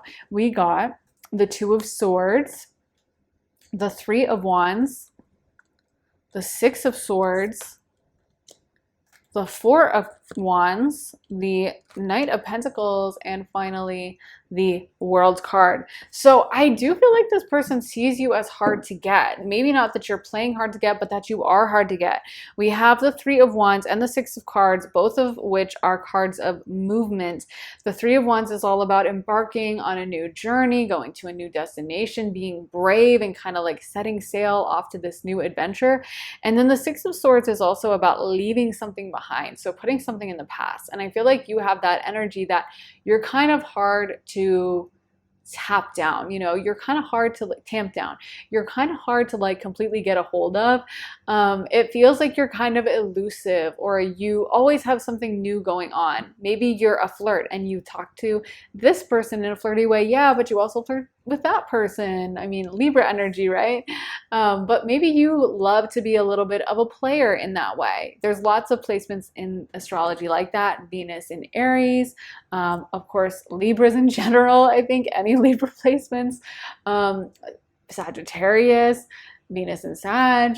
Also, Pisces can be this way as well, but it feels like you're hard to tie down. It feels like this person can't just like get a hold of you easily, or they just feel like you're that type of person that maybe you're not like desperate for a relationship. You're not like, oh, just ask me out and I'll definitely say yes, and I'll just take anyone. It feels like you have a lot of options, or this person thinks of you as someone that might really value your independence and might not suffer fools lightly. So maybe you also seem like if they don't come correct and they're not acting right, you would just move right on. Maybe that's even how you treated them. Maybe for some of you, this person was trying to date you and they did something you didn't like and you ghosted them, or you were like, okay, bye, and you stopped dealing with them. I don't know, but I feel like in their mind, they're like, wow, you kind of made them like you more. Like they're like, oh, okay, so they are a challenge. So they're not easy to get. And I feel like that kind of is part and parcel of that personality that this person likes so much about you. You feel very feisty. It feels like it's exciting with you. It's never a dull moment. There's always like excitement, and there's always something unexpected happening with you. You're not that just predictable, like, sure, I know exactly what this person's gonna do. It feels like you're always embarking on something new. You're kind of very different. Some of you guys might have Aquarius placements as well, because it feels like you like to be very unique and you like to kind of march to the beat of your own drum. And I feel like, again, that excites this person as well, because it doesn't feel like you're just doing what everyone else likes to do. Maybe you're not the kind of person who would dress in like basic, whatever is the trend, but you like to have your own fashion, or you like to keep people guessing with what you're going to be doing that weekend, or where you're going to be, or whatever. But I feel like for them, they kind of like that they never quite know what to expect from you, and that you don't seem easily impressed. You know, the things that might impress someone else, like maybe just, well, I'll take you out to a fancy restaurant. Not that there's anything wrong with that, but you might be like, okay, but that's the bare minimum. Like, I want to know about you and your personality, and how exciting are you, and can you keep up with me? So I feel like this person, you know, they're kind of daunted by it. They're kind of a little intimidated, but they're also like excited by it. They're kind of like, okay, what do I have to do to win this person over? And this is kind of like a fun puzzle to figure out. And what I'm seeing in my mind is one of those big 1,000 piece puzzles. I'm not a huge puzzle person, but I do have a friend who's really into puzzles, and she's always posting her puzzles. And, you know, for like a puzzle person, when you get that big 1,000 piece puzzle, or like the 500 piece or the 2,000 piece or whatever, that's like super exciting, because the 100 piece puzzle, or the like, I mean, I don't really like puzzles that much, so I'd be fine with like a 20 piece puzzle. I just want to get it over with.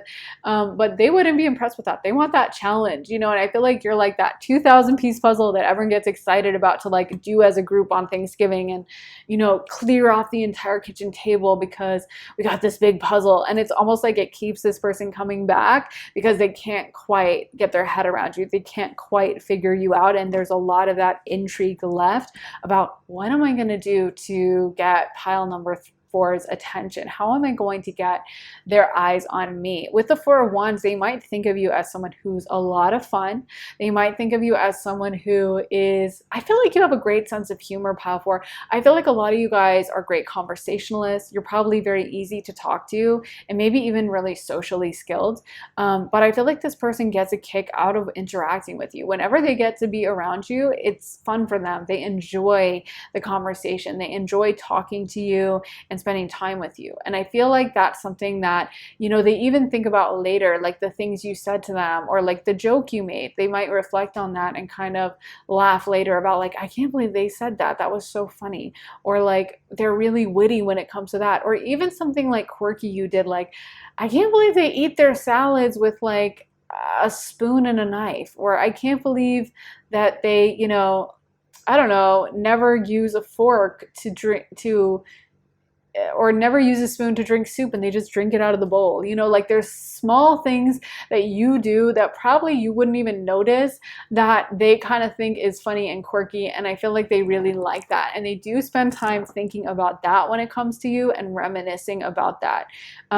And yeah, it's like it just puts a smile on their face. There's something quite joyful and happy about you guys. The Four of Wands is a very celebratory card.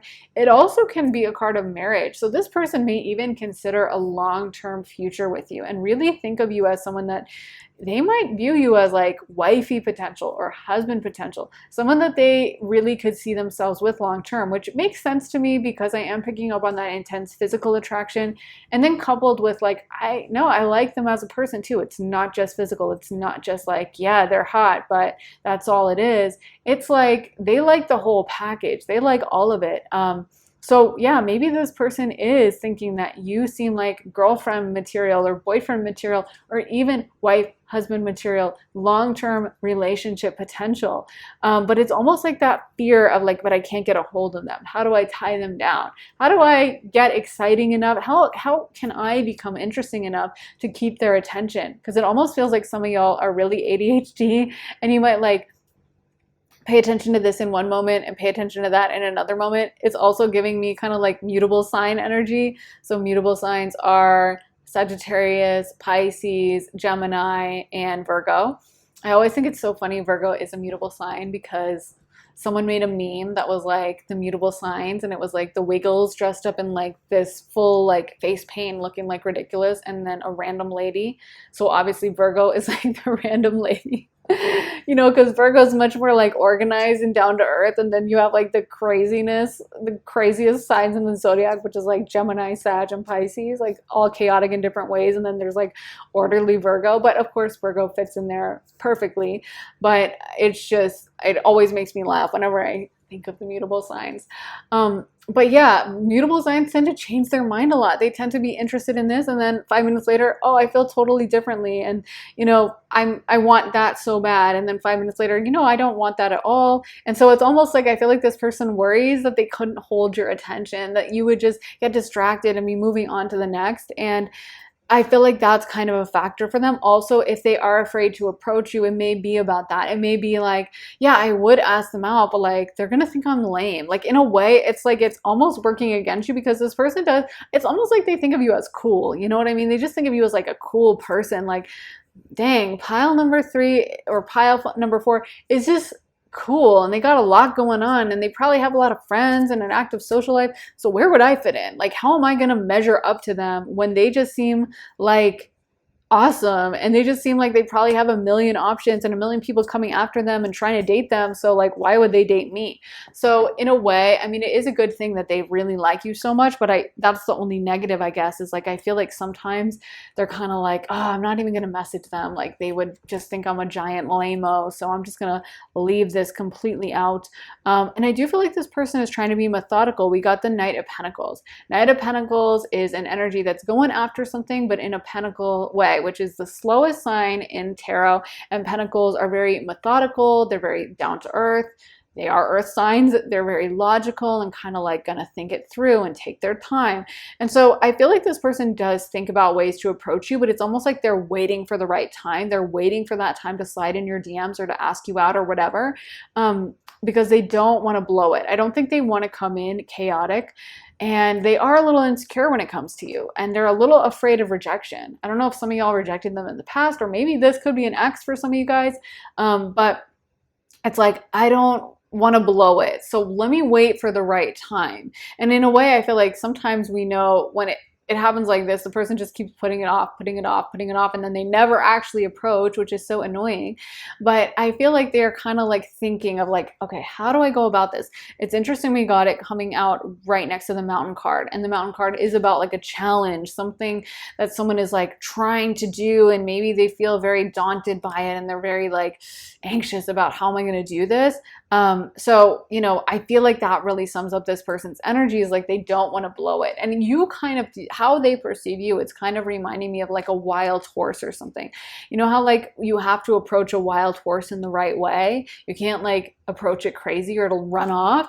And so I feel like for them, they're kind of like, okay, let me figure this out. Let me get a game plan going. Let me try, or maybe even, I don't want a game plan. Let me just wait for the right opportunity. Like, let me wait for them to post on their stories that like they're so heartbroken because they broke up with their boyfriend, and that's when I'll slide in the DMs. Or maybe they'll post like, oh, I lost my cat. Can someone help me find it? And that's when they'll message you and be like, hey, I could come by today, you know. But it's like they're waiting for that opportunity. Some of them, they're waiting to see how they can fit in and how they can make this happen.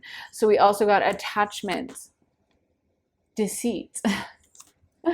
That's just making me laugh. Okay, yin yang, broken heart, and carrying connections. I love that carrying connections is smack dab in the center, because I think that's their ultimate goal. And I was laughing when I got deceit, because I feel like they wouldn't be above deceit to try to get you. You know, that's not something they would be particularly morally bothered by, is like, oh, but I have to lie to get with pile 4, so I'm not going to do that. Like, I feel like they'll lie, cheat, and steal, do whatever it takes to get with you because they really like you. They might have even had other people interested in them, is what I'm hearing. Some of them have had like people who tried to date them, or secret admirers, or people like that, and they are just not interested in them at all. Like, they just constantly think about you. Their focus is on you, even if they have moved on, or if this is an ex, maybe it's they're dating someone else, or maybe if this is a current person who's also in a relationship with someone else, but they think about you. They definitely think about you. And I feel like they think of you as a great fit for them.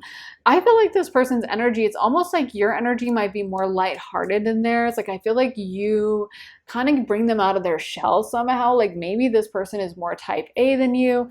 Maybe this person is very like solid and dependable, and you're a little chaotic, like we were saying, the mutable signs, a little unpredictable and a little unknowable. And they might like the fact that you kind of shake things up. Like, maybe they have a very boring existence, to be honest, and you kind of like bring out that side of them that is a little unexpected and makes them laugh and be open and everything. But I feel like it's like they love that. They love the fact, and you know, I always bring this up because I think it's so interesting that so many men write this trope of the manic pixie dream girl. So it's clearly a major male fantasy to have this extreme, because the women who are the manic pixie dream girls are always like so chaotic. Sometimes people make fun of the manic pixie dream girls and they'll say like, oh my God, what is wrong with her? But it's like, well, this was written by a man, you know what I mean? Like the random girl spinning around in circles in the parking lot and laughing. It's not an actual girl, it's something written by a man, and they seem to love it. So, you know, we can make fun of her, but I mean, clearly there's something in the male psyche that likes this kind of feminine chaos. And actually in metaphysics, feminine is chaos and masculine energy is order. You can say that's misogynistic, but you know, maybe there's some truth to that, of like the actually men liking the fact that women are kind of this beautiful, chaotic, more emotional, and men are much more solid. I'm not saying men aren't emotional, by the way. We all know, I don't even want to get into it, but like obviously men express emotion differently and maybe they get more angry. I'm not like trying to throw the women under the bus or anything. I'm just saying, I feel like this person likes the way you kind of pull them out of their shell, and it's unexpected. And I think sometimes we don't give women enough credit when they are in like a chaotic energy. We kind of tell them like, oh, you have to grow out of this, and like this is immature, but you know, the men are loving it, so whatever, maybe it's fine as it is. But yeah, I feel like they, you know, they really like that about you. If this is an ex, then we definitely have some sad energy. We have attachment coming out. We have broken heart. We also had the Two of Swords. So I do feel like if this is an ex, they do think about you a lot, and they do miss you, and they do kind of regret how things went down. I'm hearing, I wish I could have said more. I wish I could have voiced it more. I feel like this person might have trouble expressing their feelings, and that may be an issue. Even if this is the new relationship, it may be that this person just has trouble expressing how they're feeling and being open and honest with you. I almost feel like in a way it works against you that they do like you so much, because they're like, oh my gosh, I don't want to make a bad impression on pile 4. I don't want to tell them exactly how I'm feeling and have them be like, oh my God, you're pathetic, you're a loser, I don't feel this way at all, you're crazy, like you imagined things. No, I don't feel like that. So I feel like in a way, because they put you up on a pedestal, sometimes it can actually work against you. Like I feel like sometimes the more nervous or anxious you get about something, the more you obsess about it, the more you think about it, the harder it is to actually make that happen in reality. Like when I think about times when I've gotten nervous to speak in front of a crowd, it's always that time when I would like psych myself out beforehand and be like, you got to get this right, blah, blah, blah. And then times when it's gone really well, or times when I would just do it and not really think too much about it. And I feel like with this person, it's almost like it might have worked against them when they would talk to you, because in their mind, they were like, don't blow it, don't blow it. You got to make a good impression. So yeah, I feel like they really do like you. If this is the early stages, again, what's coming through is just a lot of excitement, liking you, thinking you're really, really cute. This person definitely has a thing for people who look like you. So you are like definitely their physical type. They enjoy your appearance, and everything you have going on physically is something I think they really, really love. This definitely is giving me a vibe that if it's not an ex and it's a new crush, like they like you. It's just that feeling of crushing on someone and thinking about them all the time and just enjoying them and looking forward to getting that text, or looking forward to getting to see them, looking forward to seeing what they're wearing that day or what they're doing that day, and hearing from them, sending them like a good morning text, like getting the butterflies. So yeah, it's honestly very positive. I'm glad we're ending on this reading, because pile 3 was really heavy. So I'm glad this was pile 4, but let's see what else we're getting. We got family. We got fertility, confidence, commitment, and empowerment. Oh my goodness. So now we're seeing, again, I really feel like even if this is early stages, it's not just a crush. This person probably does want something long-term with you. They probably might even want a family or some kind of commitment. I'm not saying if they're at the point of like it's a brand new crush that they necessarily are like, I'm ready to propose, I want 4 kids, but maybe it's like you're the kind of person that they would want a family with. And the more they get to know you, the more they're like, yes, this is my person, I'm loving it, like everything's feeling good, everything's on track, you know what I mean, for that long-term commitment. If this is someone that you've known for a really long time, I could even see some of y'all being in a current relationship with this person, and maybe this is your current partner and it's just confirmation of how attracted they are to you, or someone that maybe even could be an ex, but they think back and maybe at one time they did want a family with you, or they still think of you as someone that would be an amazing partner, long-term partner. It could even be just that you're so physically attractive that they're like, wow, they would make really pretty babies. I wish I could have made babies with them, because like they're so attractive. I know whatever kids they'll have would be really cute. I know that's weird, but whatever. I feel like they think of you as, I feel like you have a very nurturing, loving, reassuring side. There's a side to you that can be quite sweet and nice, and coupled with your feisty side and that kind of balance that you give off, I feel like this person really loves that. They love the fact that you can be kind of sour and sweet, hot and cold. You're not just one or the other. It feels like you are feisty, you are empowered. We got the empowerment card right here. You are empowered, you do your own thing, but at the same time, you also are sweet and loving and open and emotionally receptive and kind. So you're not just like completely feisty to the point where you would be like mean and screaming at this person, but you're also not like too sickly sweet where you're just like easy to manage. And I feel like that's what this person loves. It's like the hot and the cold. And they love to see, I just keep hearing that song, Can't Be Tamed by Miley Cyrus. I feel like there's something about you that's just so unpredictable. Like you are independent. You are this empowered, beautiful woman that is not, even if you're a man, you can be an empowered, beautiful beautiful man too. But you are this person that is not going to let someone boss you around and is going to live life on your own terms. And in a way, that might also be what's holding this person back, because I feel like there's a sense of them as like they don't know whether you even want to like start a family and get tied down one day or be in a relationship. They might wonder like, maybe they just want to be single all the time. If y'all have been single for a while, this could be an ex that you dated and now they're like, wait, so they don't even want to be in a relationship? Are they completely cool with being single? Like, this is crazy. I thought they would be needing someone. I thought they would need me. But if it wasn't me, I was sure they were going to get with someone else. And instead, they're just thriving, living their best life, and they don't seem like they need anyone. And like, what the heck is going on?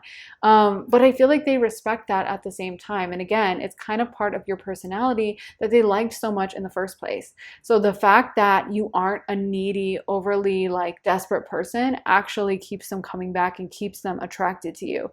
But yeah, I feel like this person, you know, what's coming through is how much they like you. And for an ex, I just heard the message, I wish things could have been different. So I feel like whether this is a current crush that maybe can't come forward and step forward to you. Again, it's a general reading, so Spirit has to kind of lump multiple people into the same group. But if it's an ex or someone that you currently know, but like maybe you guys can't be together for one reason or another, like maybe y'all work together or y'all are in the same friend group and you used to date their best friend or whatever this is, I feel like it's kind of like they're like, wait, I was just about to say something. Why did that leave my mind? They're kind of like bittersweet about it. Like they're kind of like, I wish things could be different, but I understand that they're not, but they are kind of sad about it. And I do feel like they miss you, and I feel like they would step forward more if they weren't intimidated by what you were going to say or by the fact that you might chase them out and they didn't think you were so independent and fine standing on your own 2 feet. If this is a current crush, it might just be that admiration and that feeling of like, oh, they're gorgeous. But I also feel like this person, you know, they're intimidated. Whoever this is, they are definitely intimidated by you, and they know they have to come correct with you because you just seem so independent and you don't seem like you're going to suffer fools or tolerate any bad behavior. Feels like this person still gets a kick out of you and they're still very curious. And in a way, I feel like if this is an ex, they wish they could have done things very different. If this is a current crush, it does feel like they are very into you. They're curious and it feels all good. But yeah, this person is super, super into you, pile number 4. So let's get some astrology dice for pile 4. So we got Aries, the second house, aka Taurus, and then the moon, Cancer. We've had a lot of moon energy throughout these readings. Anyway, so Aries, first house. Aries is all about independence. I mentioned Aries Venus earlier because Aries Venus tends to be extremely independent. It's actually why Aries isn't super happy in, or Venus isn't super happy in Aries. It is in detriment, so it's technically not the best placement for it, but that's because it's just super independent. It is actually a major sex symbol placement. Look up Venus Aries celebrities and you will be blown away about like literally everyone.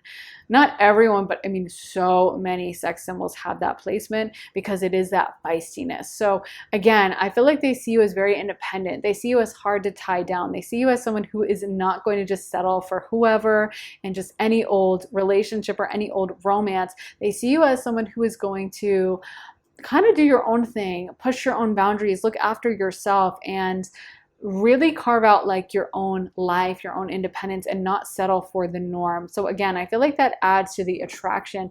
Also, Aries is super feisty, so it's actually a great placement.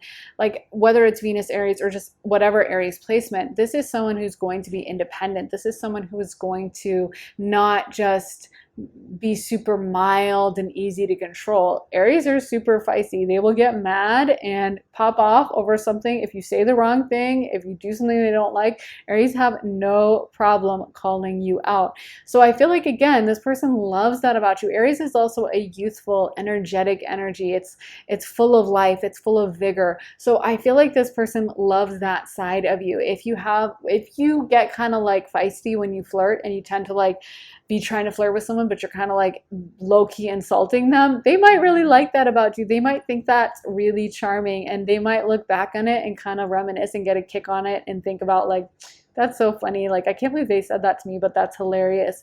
So, again, I feel like they love those facets of your personality that are kind of the heat, passion, fire sign, feistiness about you. They really do enjoy it.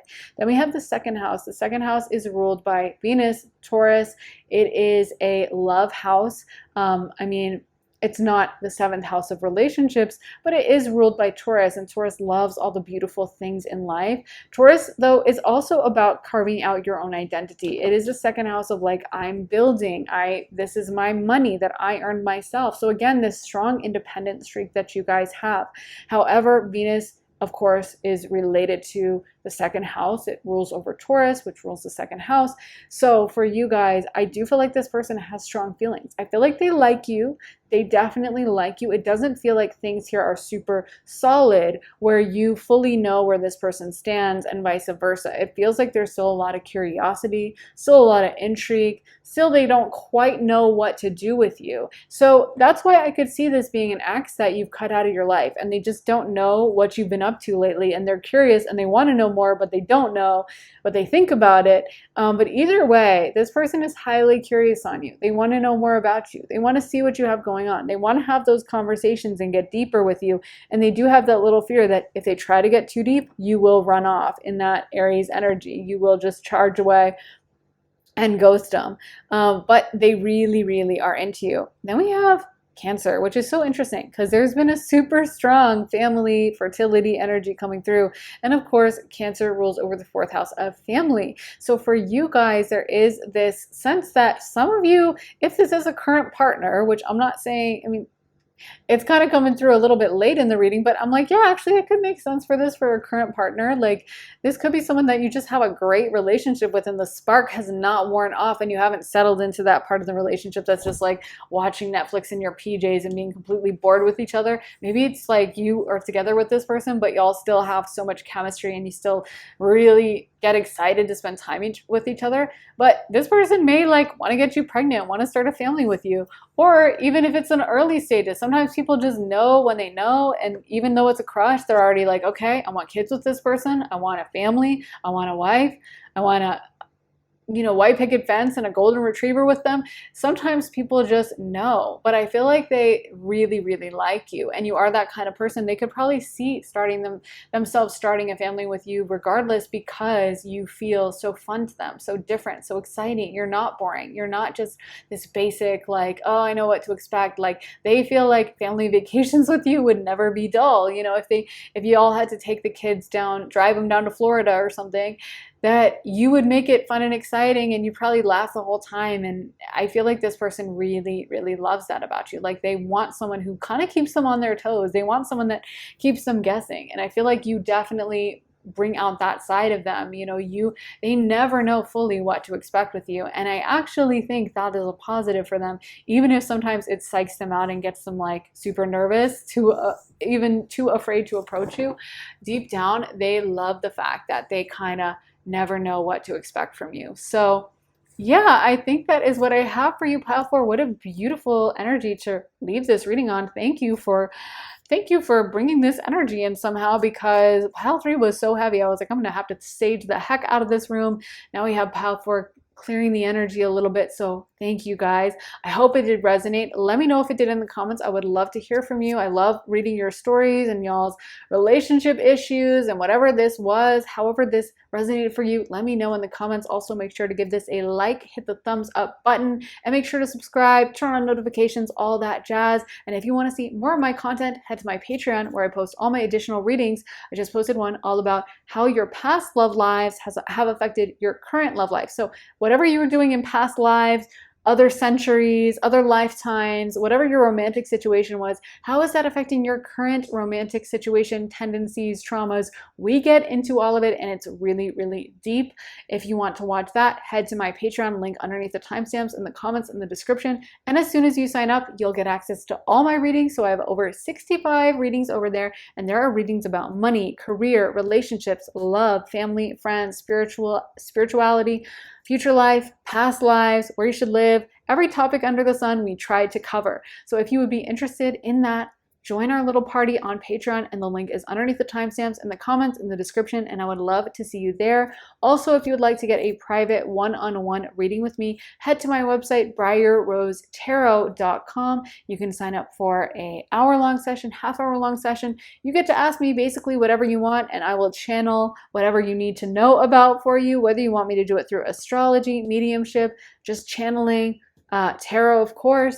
You can get that at my website, and you can book the length of the session, whether you want it live, pre-recorded. You get to really have a lot of control over how the session goes. So if you would like that, like I said, head to my website, briarrosetarot.com, and the link is in my description for that.